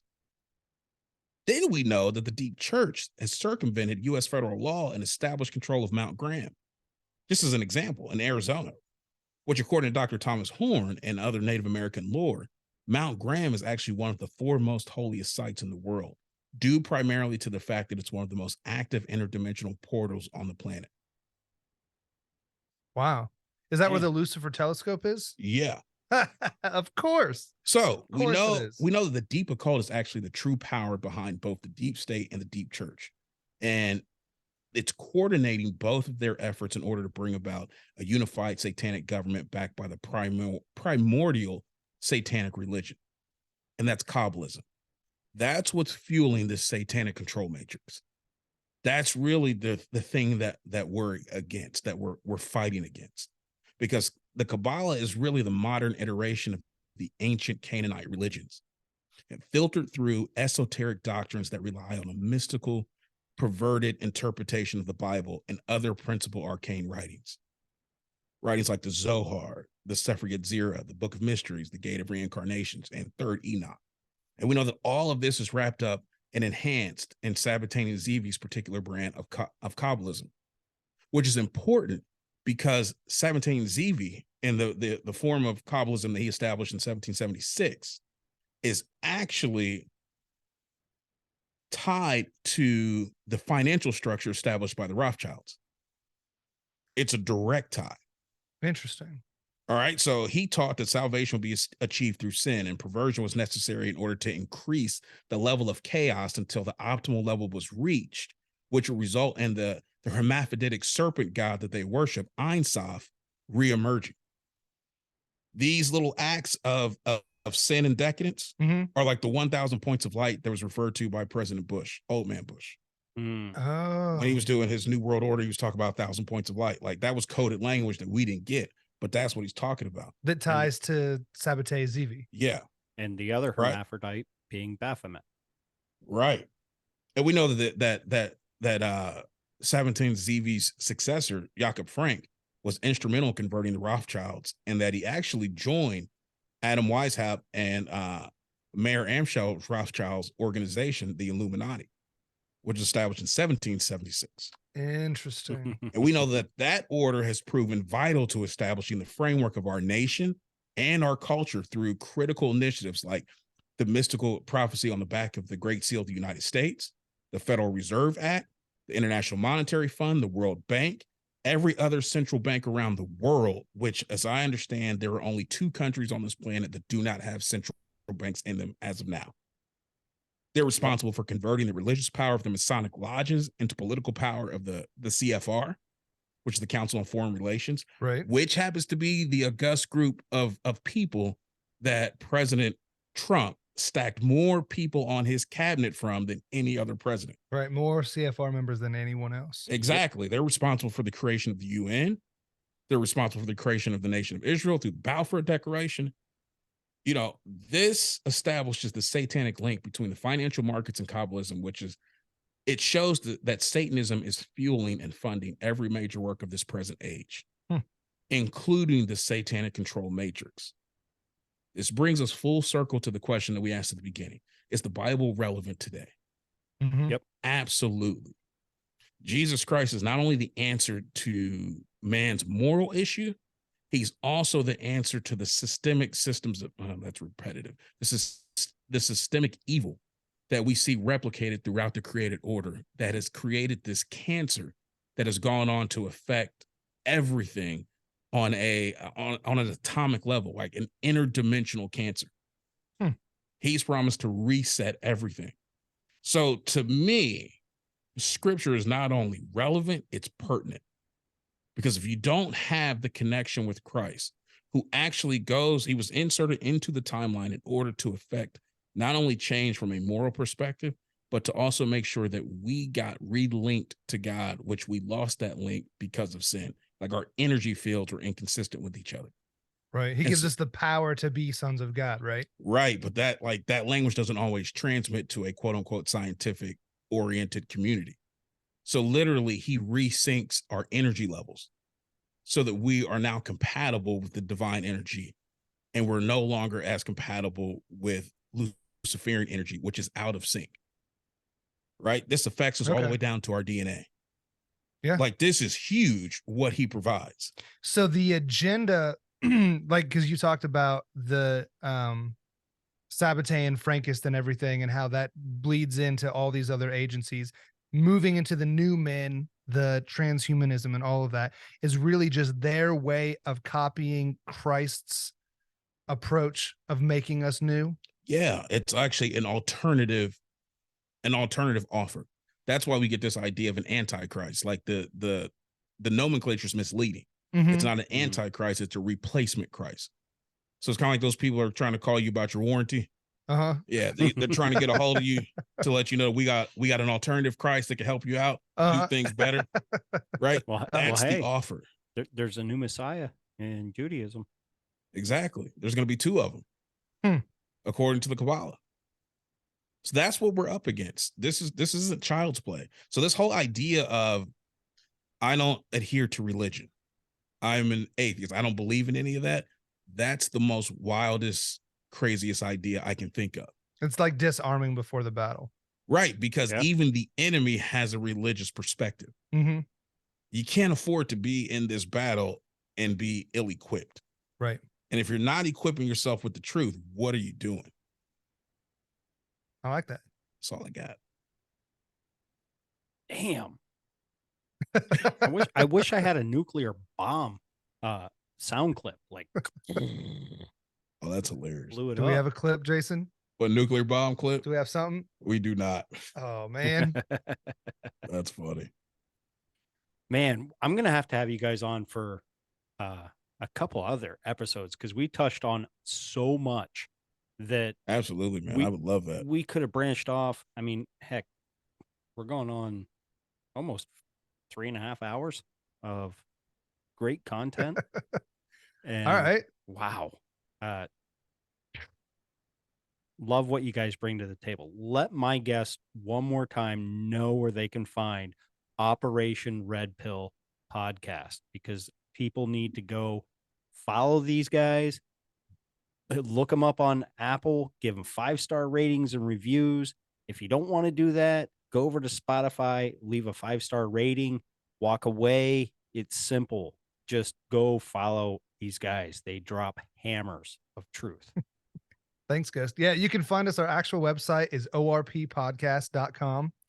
And we're on Facebook, Twitter, and Instagram at ORP Podcast. And you can find us Operation Red Pill on Apple Podcasts, Spotify, Google, Pocket Cast, and I think Anchor. You can also email us. Drop us a line there at letstalk@orppodcast.com. Yep. We'd love to hear from you. This has been great, Ghost, man. Thanks so much for having us. Awesome. Yes. Yeah, thank you. You guys are welcome to come back anytime, because absolutely, I have so many other topics that I would love to cover with you guys. And absolutely, I'm down. Yep, we'll do it. When I heard you on Ryan's show, and then Ryan and I talk all the time, and he's just like, you're going to have a blast with these guys. They know their shit. And I'm like, awesome. I can't wait. And that's dope. You guys I appreciate that. Hey, you deliver. So to my audience, thank you for tuning in. And remember, open your eyes and think for yourself. That's all you got to do. Just think for yourself.